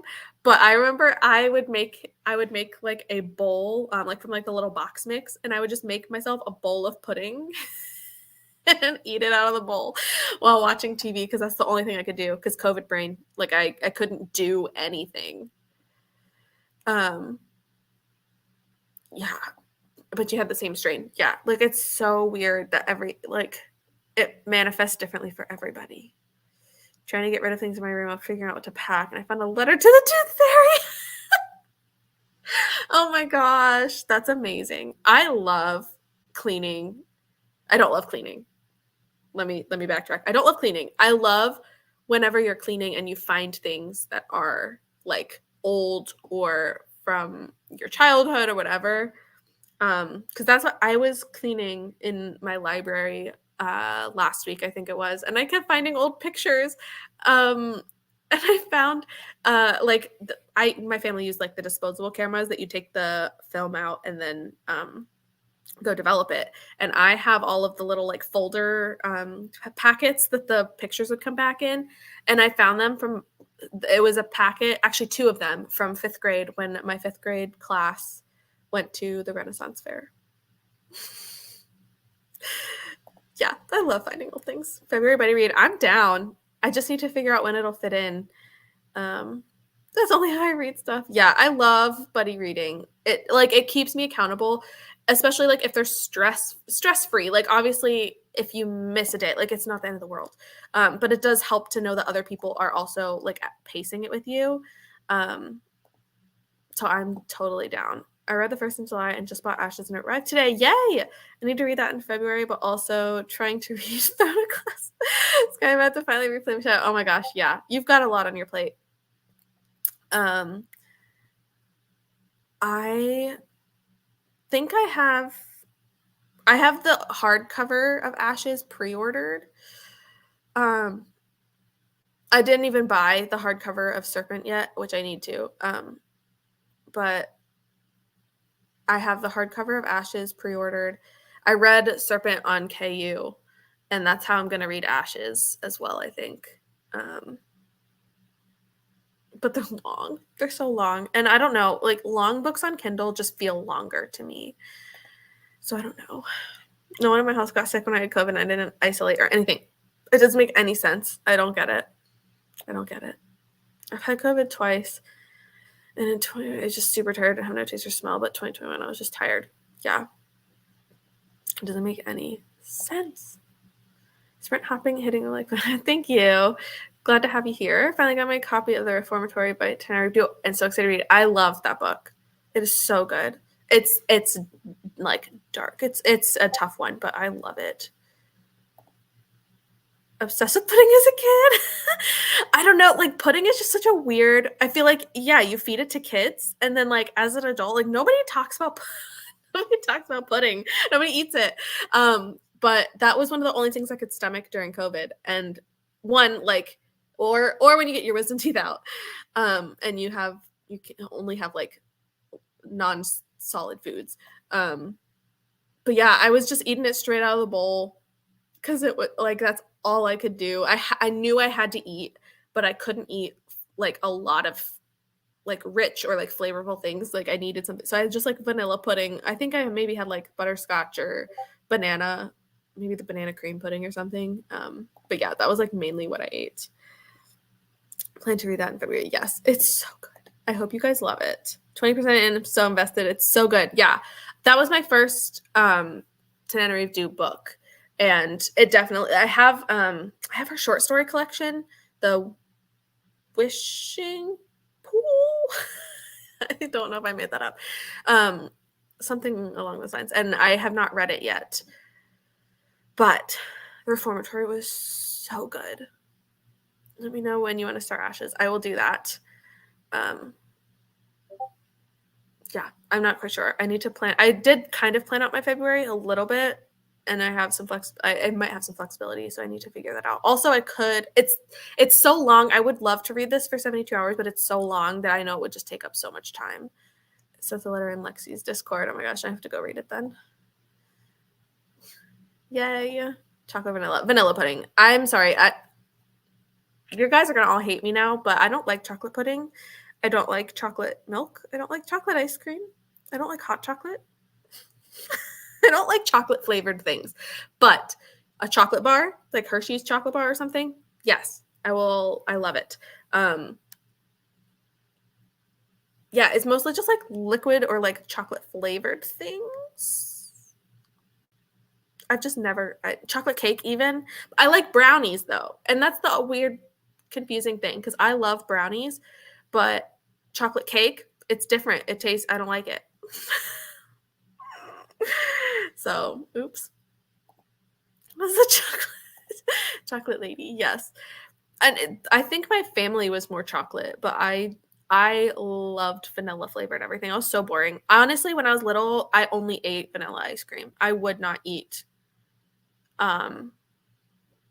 anything other than vanilla. Or our local cafe that we sometimes crazy vanilla, which was just food coloring. It was just vanilla with food coloring, but it made me feel like I was eating something less bland. But honestly, I didn't want anything else. That's all I did. Tapioca pudding. I'm not a tapioca person, but I love that for you. I still like it. I'm picky on brands. Pudding, I feel like, is one thing is hard to mess up. Chocolate is superior flavor in almost everything. I'm so sorry. I'm so sorry. I know. And that's the thing is I'm completely aware that it is uncommon to not like chocolate things because I like s'mores, like melted chocolate, great. But like chocolate flavored things, chocolate milk, it's just like too much of it. Um, because I don't even like chocolate syrup like on ice cream or anything like that. Like if you gave me a sundae, like an ice cream sundae, and it had chocolate on it, like I would eat around the chocolate probably. Well, okay, now that I'm older, I would probably still eat it, but I would not enjoy it as much. I love rice pudding. Honestly, I'm not sure that I've had rice pudding because I think I'm scared of it just a little bit.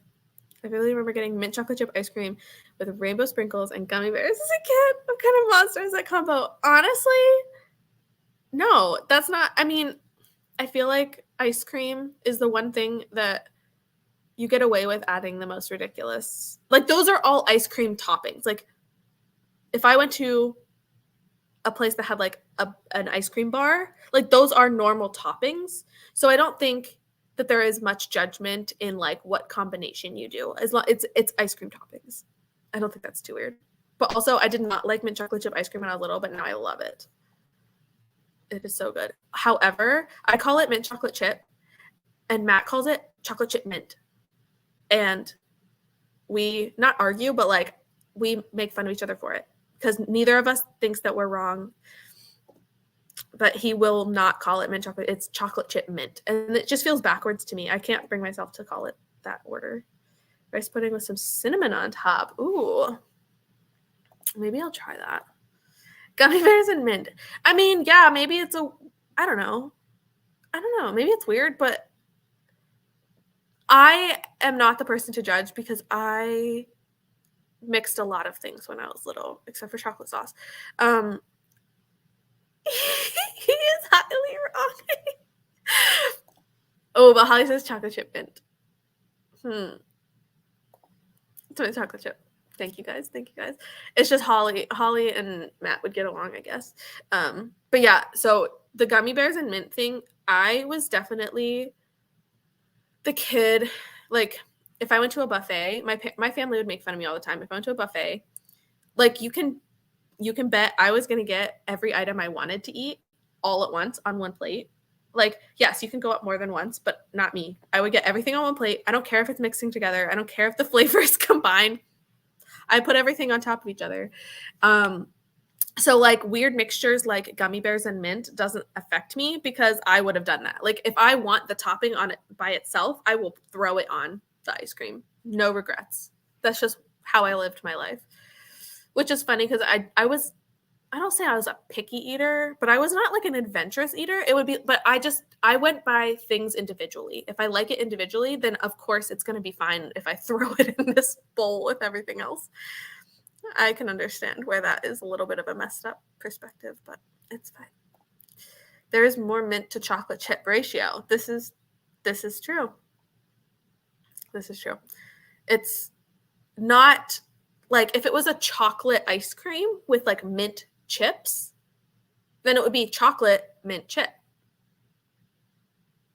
But it's not. It's mint ice cream. Mint chocolate chip ice cream is my favorite. It is so good. Sometimes I shorten to mint chip. That's fair. Mint chip is fine. I had everything separated as a kid. No mixing on my plate. My sister was like that. My sister was the not letting food touch, but I did not care. She made fun of me. I'll expose myself even more. We had a Golden Corral in town that is no longer there, but they had like everything, like every type of food that you could want. And my sister made fun of me all the time because I love spaghetti. Spaghetti is one of my favorite foods of all time.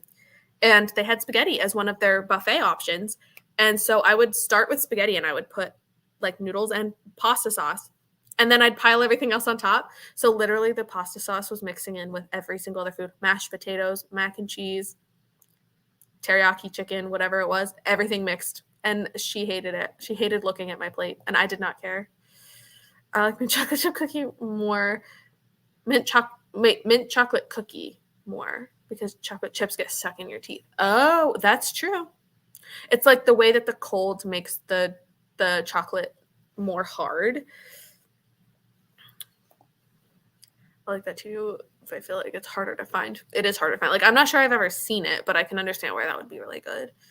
Most mint chip ice creams are more like mint chocolate shavings. Yeah. As a pasta sauce hater, picturing that please me. I'm so sorry. I love spaghetti. I love pasta sauce. And I just did not care. Like it was all I was under the impression of like it's all going to the same place. And if I like it individually, then I don't care if it tastes a little bit like the next thing that I'm gonna eat anyway. Maybe I was weird, but that's okay.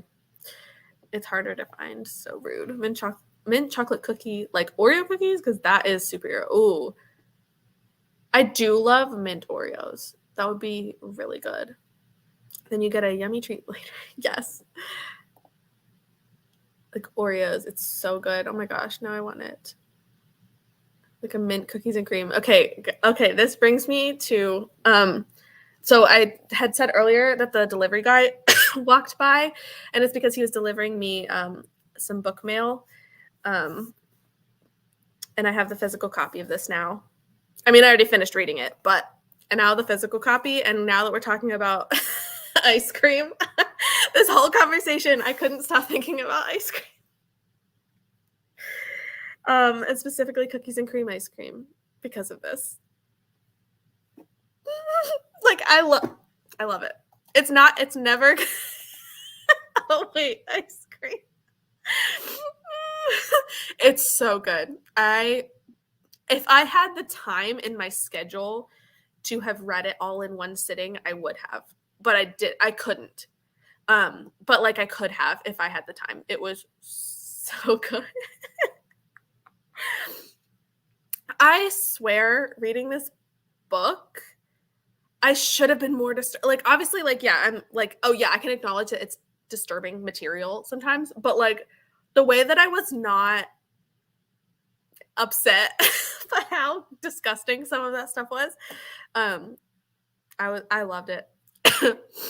I gave Oreo mint ice cream in my freezer. Oh yes. Oh my gosh. That sounds so good. Everybody needs to read it. My favorite ice cream is Turkey Hill chocolate peanut butter. Ooh. Chocolate ice cream with huge chunks of swirled peanut butter. That sounds really good. My dad, I remember when we used to go out to eat, if they had like an ice cream bar, my dad would get peanut butter ice cream and mint chocolate chip ice cream and put them all in one bowl. Not like mix them, but like he'd get a scoop of each in the bowl. Now I'm going to buy it. I feel like everyone is loving it. I literally loved it so much. Like, yes, I was like not gagging, but like jaw dropped a little bit. Like sometimes things will happen and be like, oh my gosh. But also I was laughing and giggling and I loved it. And also the book is so pretty. And like for book format purposes, this is one of the ones that has like the crease like on the front, so you can like open the front page a little bit better without it.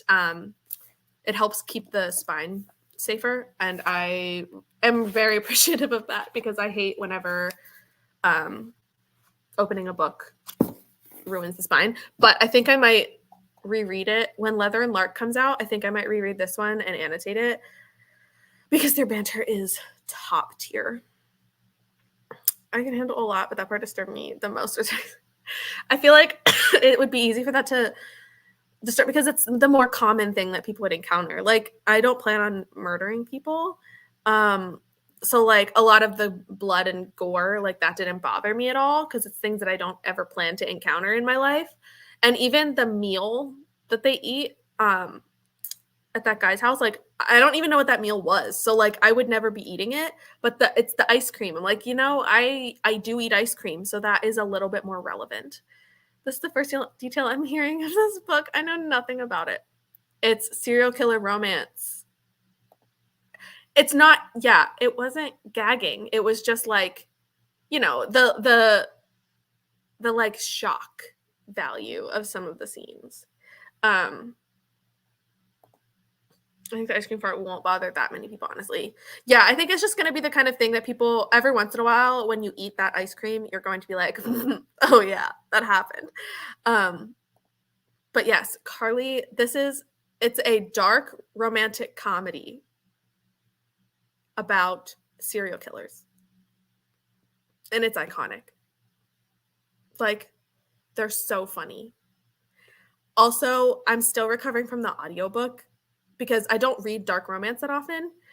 And I think it was just like, I mean, it was a good audiobook, but I also think that it's not that different from regular dark romance audios. But yeah, no, it was a lot. Those narrators were acting. And that was some true voice acting.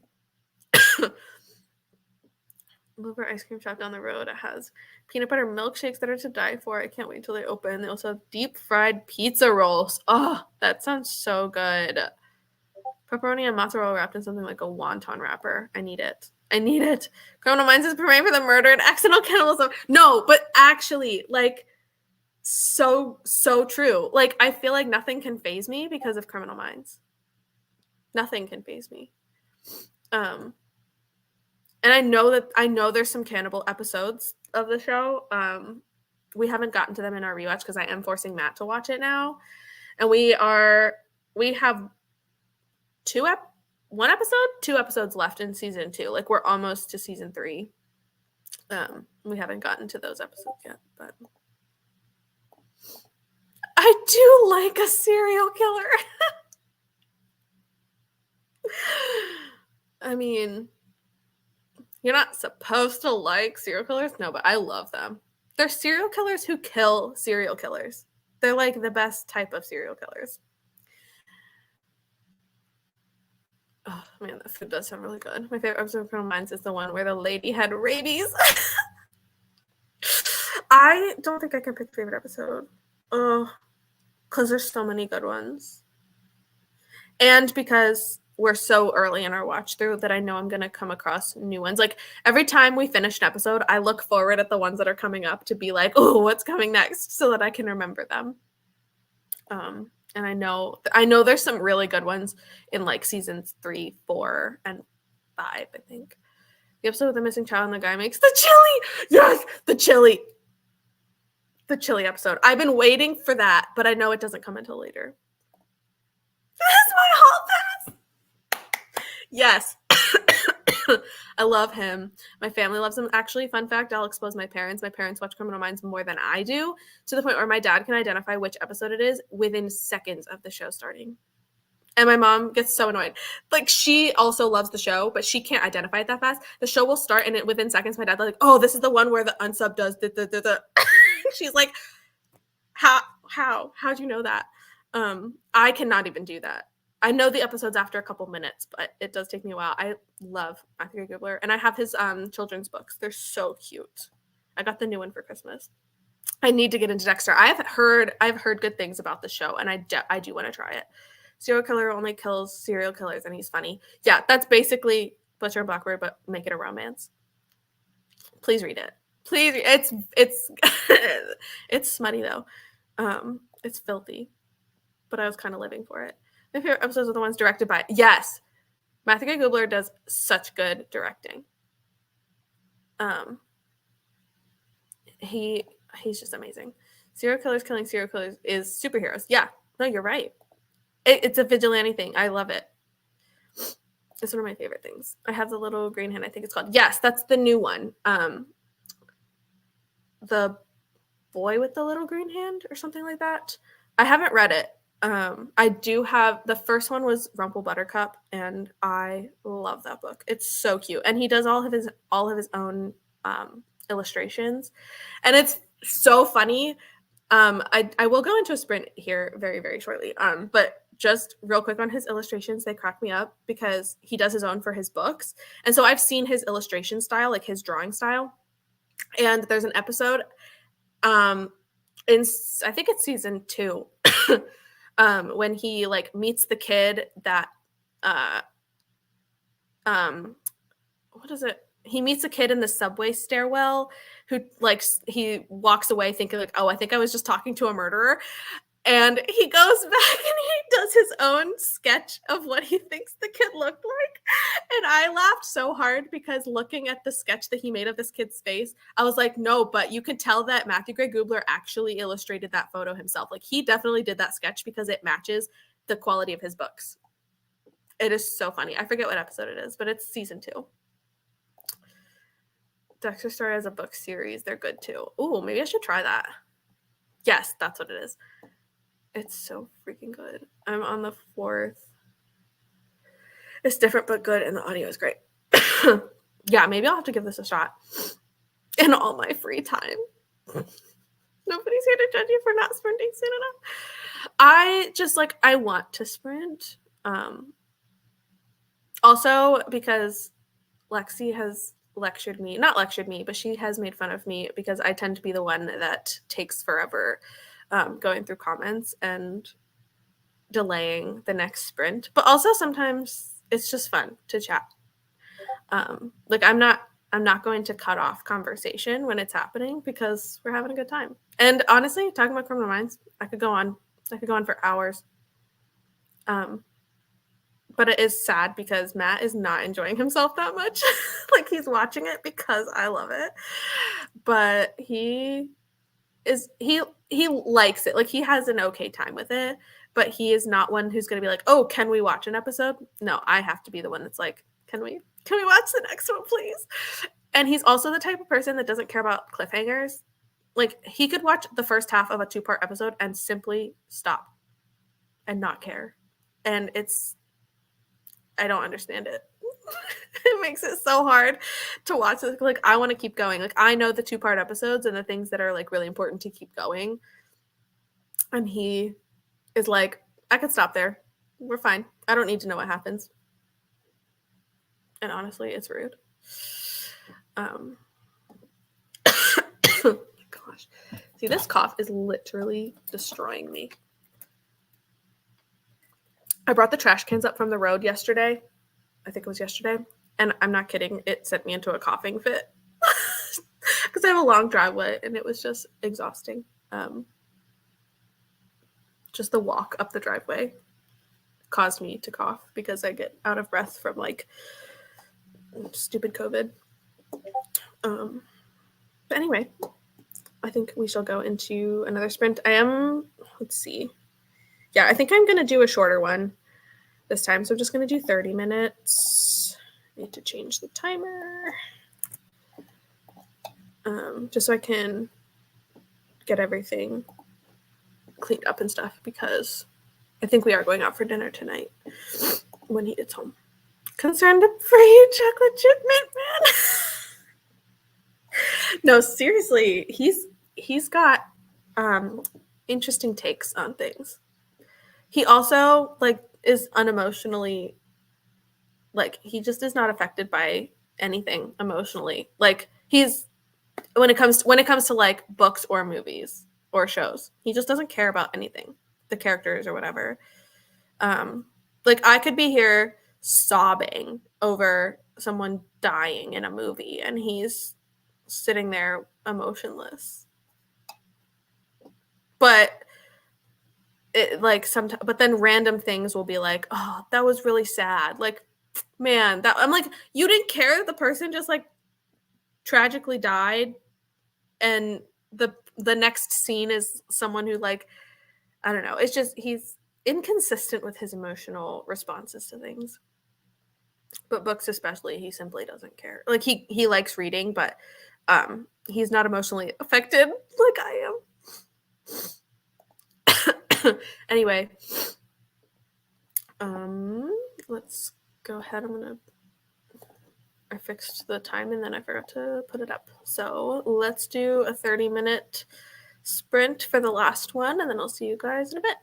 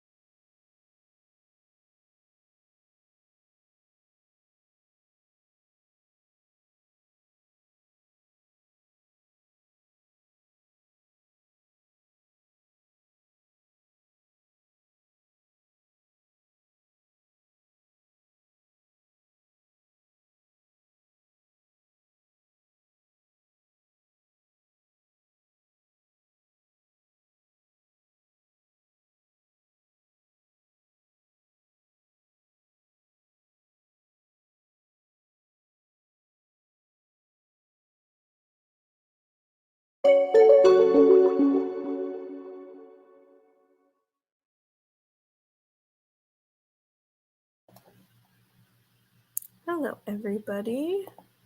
Welcome back. That was the last sprint for today.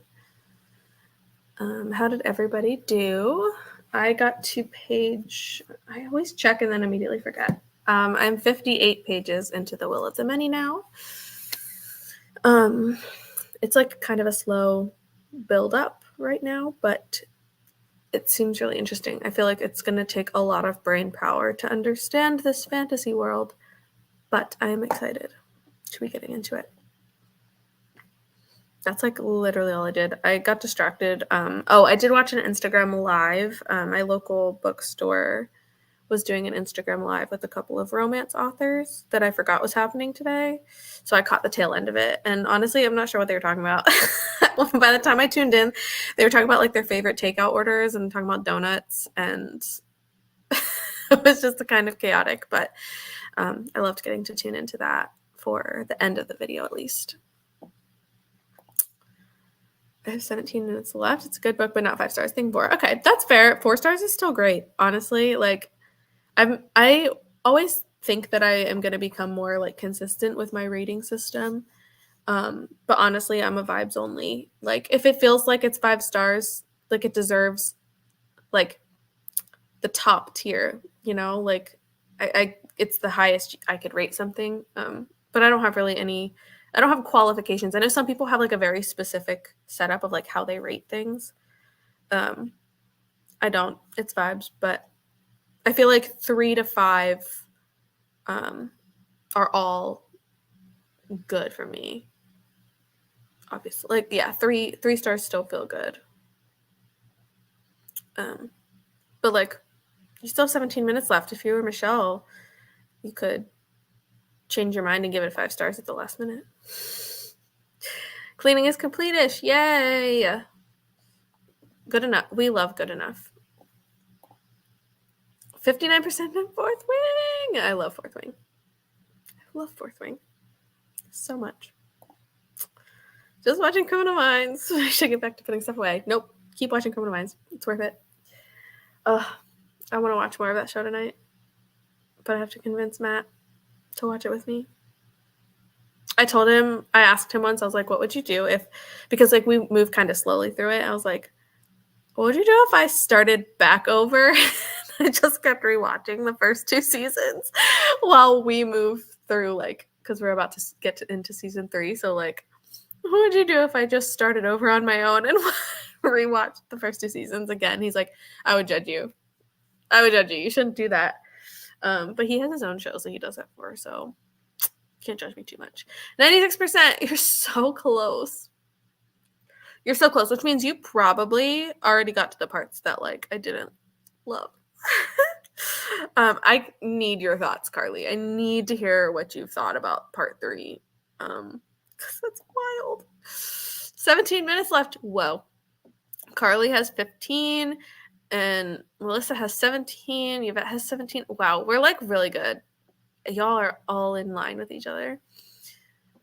4 stars. Okay, not bad. I love 4 stars. 30 pages left. You're so close. I can't wait to hear what you think about it. 3 means it was just okay. 4 means I like it, and 5 means I loved it.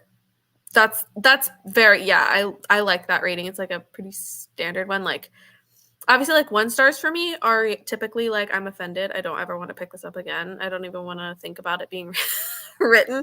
Like I try not to rate 1 stars unless I DNF it because it's terrible. 2 stars for like I didn't like it and I wouldn't read it again. It's just like I didn't like it in general, but I wasn't like personally offended by it. 3 stars is I liked this, but I have no specific feelings. Like I have nothing really like to share.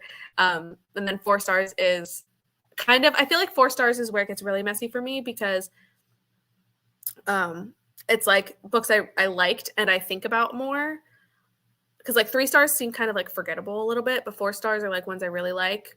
But sometimes I still put ones that I love in 4 stars, but it's because it had things about it that I didn't like. Like if I can pinpoint things that I didn't like about it, um, that might put it down to 4 stars. But 5 stars, I feel like I'm a little bit generous with 5 stars sometimes, but also 5 stars means I love it and I'm going to think about it and potentially would reread it.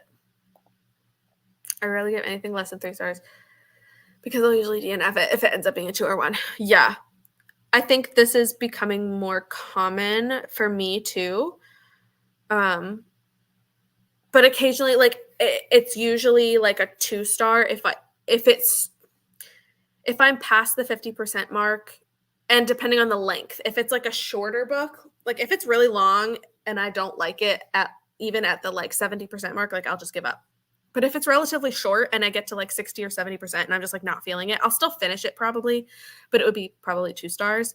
I feel like 2 stars are harder to find because of that reason. Like, yeah, I'll either DNF it because I can't stand it and it's a 1 star, or I don't know, like I'm not great at DNFing. I'm trying. That's one of my goals for this year is to be a lot better at DNFing and like not necessarily having reasons for it, but just identifying when I want to DNF it. Because I only had a handful from last year. 3 stars is head empty, no thoughts. This is fair. Yeah, it's like I don't know where else to go with this. Um, and that's I don't know. Like I'm trying to think of books I gave 3 stars. I feel like I didn't even give that many 3 stars last year because I tend to have more like stronger reactions to books, and so it's hard for me to like it's either I feel like I would be more inclined to give it either a 2 or a 4. Um, but I know I gave a lot of 3s. 3 is just unoffending. Yep. It's just like it's a book, and it was good. Like I made it through. I made it through. Um, but like I've seen a lot of discourse on like there's been TikToks about the author who said like not to like you shouldn't be rating books less than 3 stars, and I'm like, nope, nope, I'm gonna rate it. I'm gonna rate it what I want to rate it, and that's I've had last year I had quite a few DNFs that were DNF'd because I was just plain offended by what was said, or like it was just so bad. Not necessarily written bad, but just like the content was like, no, immediately no. And I'm going to give them a 1 star rating because it didn't work for me. Maybe someone else isn't as offended, but like if it doesn't work for me, it doesn't work for me, and I'm going to rate it that way. I give up on books really easily. You read really fast. Like you have a lot of books that you read. So I would not blame you for giving up on them a lot easier. DNF after 5 pages. That's amazing. I think the earliest one I did was like 14. Was it 14? I thought about DNFing it at 5%, and I said I want to give this more of a shot because it was a NetGalley arc. But I thought about DNFing it at 5%, and then I waited until I think 14%, and I had every regret in my life about not DNFing because it was so bad. I was like, I wish that I could have erased the last 14% of book from my brain. So sometimes I need to DNF sooner. I give a lot of 3s to romance because I like them while reading, but afterwards they don't stand out. Yeah, especially when you're reading like a lot of the same things. It's just, like if it doesn't stand out and it's not something that I'm going to remember for a long time. Yeah, 3 is completely accurate. You shouldn't write then you shouldn't write them less than 3 stars. True. If you don't want me to rate it less than 3 stars, then write a book that's worthy of 3 stars or more. By romance, I usually mean smut. Yeah.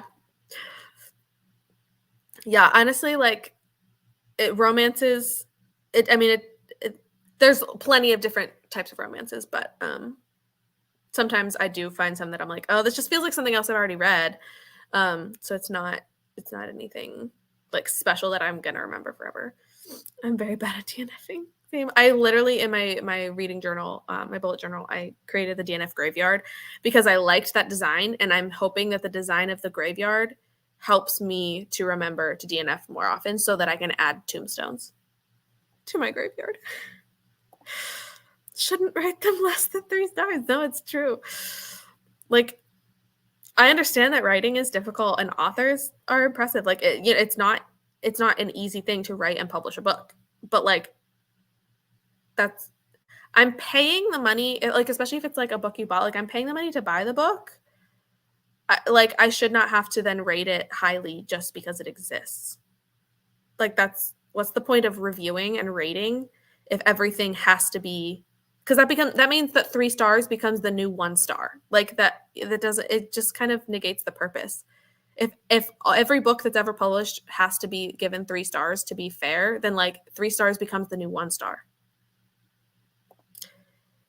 Unfortunately, because I see where authors could be annoyed, I think most people rate based on vibes but equate ratings with quality. Yes. And that's why written reviews are, or like video reviews or written reviews are really helpful, especially for written reviews on like Amazon or Goodreads, things like that, because like, yes, there is a rating system, but also reading the reviews of why someone rated it that way, because a book could be really poorly written, or not really poorly written, but like it could have flaws, but the story or the characters are so good that you want to give it a higher rating because you had a good time reading it. And if you put that in the review, that helps the person who's trying to decide if they want to read it, what that's going to, like reviews. I heard it said like reviews are for the readers typically, like those ratings. Like, that's why people typically will give ratings and reviews. It's to help other readers decide if they want to pick it up. It's not so that the author, I mean, the author's going to see it, but a lot of people are going to rate based on vibes, and you have to just know that that's what they're for. I DNF, but sometimes I force myself through a book because my brain keeps thinking about it, which makes me want to continue. I feel this. Like, the need to find out what happens, or like the need to finish it out, even though there's no point in it. And then, and like sometimes it's fine. And you finish and you're just like, okay, I'm done with that. Like, sometimes the sense of completion is enough to get through the DNF graveyard. It's like one of my favorite pages. Because it was so fun, and I am really excited. I haven't decided if I'm going to do like full like epitaph kind of things, like write something about like why I DNF'd it. If they're DNF'd for like offensive reasons, then I will definitely write that because I want to be funny. I couldn't even write a 1-star book, but I will write them that. No, yeah, that's the same. Like, no, just because I haven't written a book doesn't mean that I have to enjoy every book that I read. That's just not fair. I started out strong with writing out ratings this year, and I hate trying to put my feelings into words. I slept through most English classes. I love writing written reviews. Doing vlogging and writing reviews can be a lot sometimes, which is why like I haven't updated my Goodreads or Storygraph about Court of Mist and Fury, because like I did a vlog clip about it, but now I need to like retype it out. But I love writing reviews because I make my reviews very genuine to my own like talking. Like, I will, like, if you've read my Goodreads reviews, they're unhinged sometimes because I'll just talk about like the individual points of the book that I really liked or disliked, and it's just me spewing nonsense sometimes. All caps, no caps, so whatever the heck I want. When I give a book 1 star, I will tell people why. 1 star means I hate read. Yeah, you hate read it. Absolutely. And that's like, you don't always have to provide a reason for like your ratings, but that's the kind of thing that it is helpful to give, because it tells people like, yes, I like actually did not like this. I always have to find a friend who has read it to help me DNF. Yes, to like know if it's worthy of keeping like continuing on or going. I've only done about 3 so far. It's it's definitely something that I developed more of a habit of in the latter half of last year. But again, most of my DNFs were because I genuinely had an actual problem with the content, or the characters, the story, whatever. Whereas I do have a couple of like soft DNFs that were just things that like this, I just didn't feel like finishing it, or like wrong place, wrong time kind of thing. Like, I just maybe I need to try this at another time. There are some books that come out every so often that seem like the authors didn't try and just slapped words on a screen, but it's very rare. Yeah. Yeah, this is true. It just depends. And it's like, as long as you know what the point of the reviews are, like, as long as authors know that the ratings and reviews are to convey the reader's opinions while reading, it's not like, if you don't want to read negative reviews, then don't read the reviews at all. Like, that's just how that works. Do not turn a look. I promise cannibalism.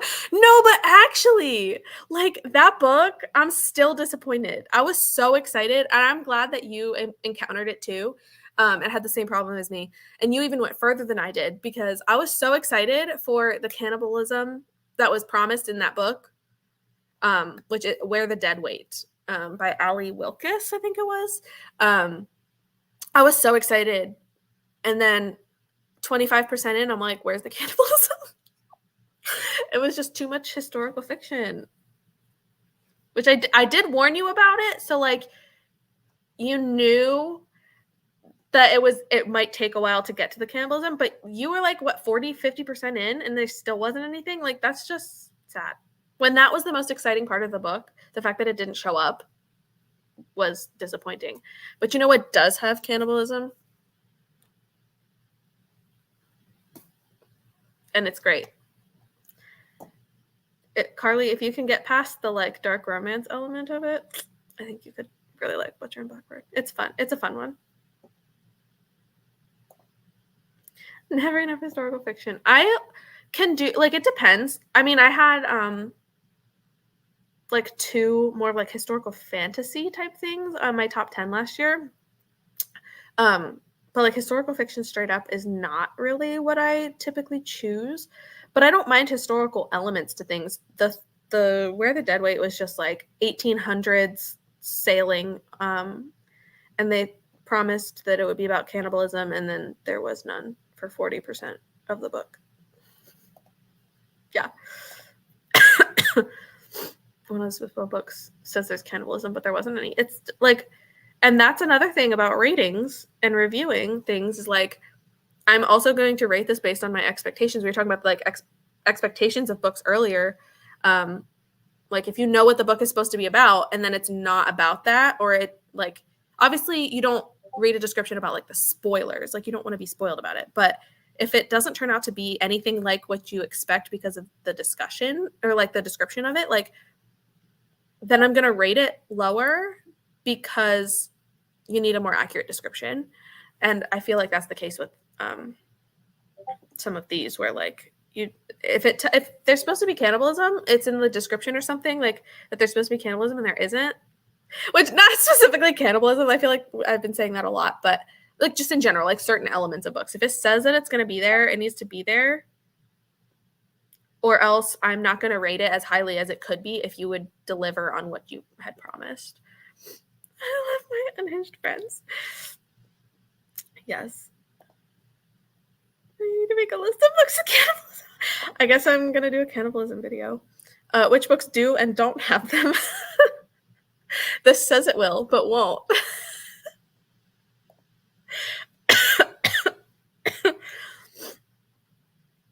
Specifically, cannibalism. I don't know. Like, it's not anything that I would have pinpointed as something that I'm like, yes, I love reading books about it. But at the same time, like, it definitely, in the right setting, it just adds this special element of disturbing quality. I don't know. I'm still thinking about Butcher and Blackbird. Man, I'm going to be thinking about this book for a long time. I need everybody else to read it. Cannibalism Rex video. Yes, I will do it.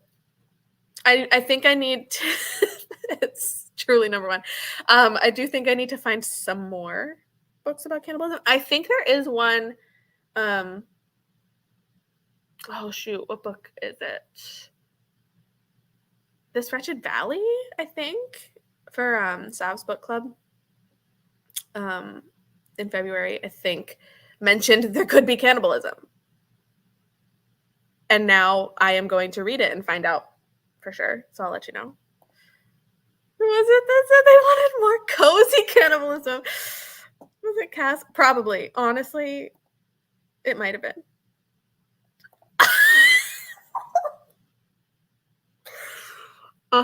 Yeah.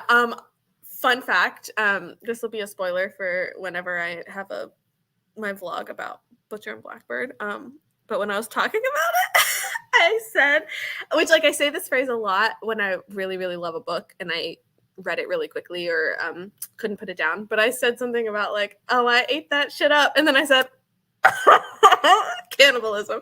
It was kind of the best moment. It's so funny. Oh man. That scene was golden. I'm still thinking about it. But yes, I might have a new cannibalism book in February as well. So I will be doing I guess I have to deliver on the promise of the cannibalism rec. I'm just thinking of how much devoured that book. I do. I did devour it. It wasn't even like a lot. I'm gonna be like, I'll be honest with you. Like, it's not a lot. It's not like it happens like all the time in the book, but it was like enough to be a prominent. They're serial killers. They do a lot of things. Okay, they encounter a lot of crazy things. I need to know about the ice cream situation. I mean, if you're going to eat it, eat it. I'm thinking about eating again. If you're going to read it, if you're going to read the book, I will not tell you. But if you're not going to read the book, then I will just message you and tell you what happens with the ice cream. But I think you could really like it. Yeah, the perfect puns right now. I think if you like it is a filthy smut dark romance. But honestly, not like a lot of it. It's not like it's happening every chapter or anything like that. So I think especially if you can just if you don't care about the romance stuff, you can always like skip through some of that. But like largely, I think overall you would really like it. I recommended it to. Did I say Lexi would like it? I think. Like I might have Lexi read it too. So I think you could like it. It's just the romance is the one thing that like I think if people don't care about romance, then they wouldn't read it.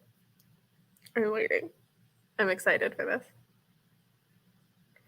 Me too. I think Lexi would like it. Cause she's read romance. So she definitely like I think everything else like is gonna be really good. I think you told her she'd like it the other night. Yeah. I was trying to remember who I told that to. But yeah, I definitely think the serial killer vibes.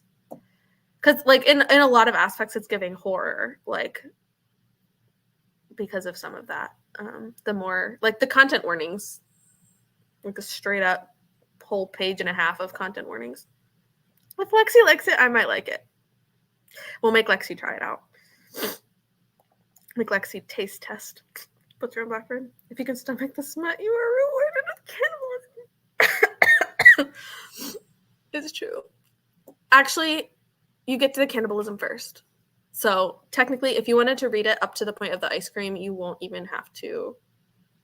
I don't think. I'm trying to like not give away too much about the book, but like I'm pretty sure you'd be safe to get to the cannibalism part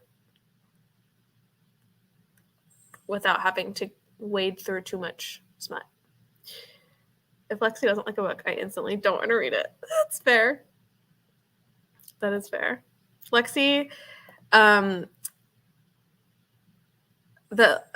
also really do trust Lexi's recommendations. We'd have different tastes, but it's a different thing to recommend a book for someone to like know, like to think that she would like it versus like there's plenty of books that I read that I know she wouldn't like, which is why the whole thing with Divine Rivals was really funny because she didn't like Divine Rivals. And I loved it. but like I also didn't think she would like. I thought that there were elements that she would like and wouldn't like. So I would not have like picked that book if she asked me like what one book do you think I would like, I would not have picked it. And then she didn't end up liking it. I was like, well, see, this is because I didn't specifically recommend it to you. I thought it was really good at recommending books on an individual basis, but Lexi and Cass make me question my skill. They make me question everything sometimes. Yeah. If I know someone's taste, I can try my best to recommend. But yeah, like I just know that like my taste is different from a lot of people's, but that doesn't mean that I can't identify things that other people would like. Protect me from the smut and not the cannibalism.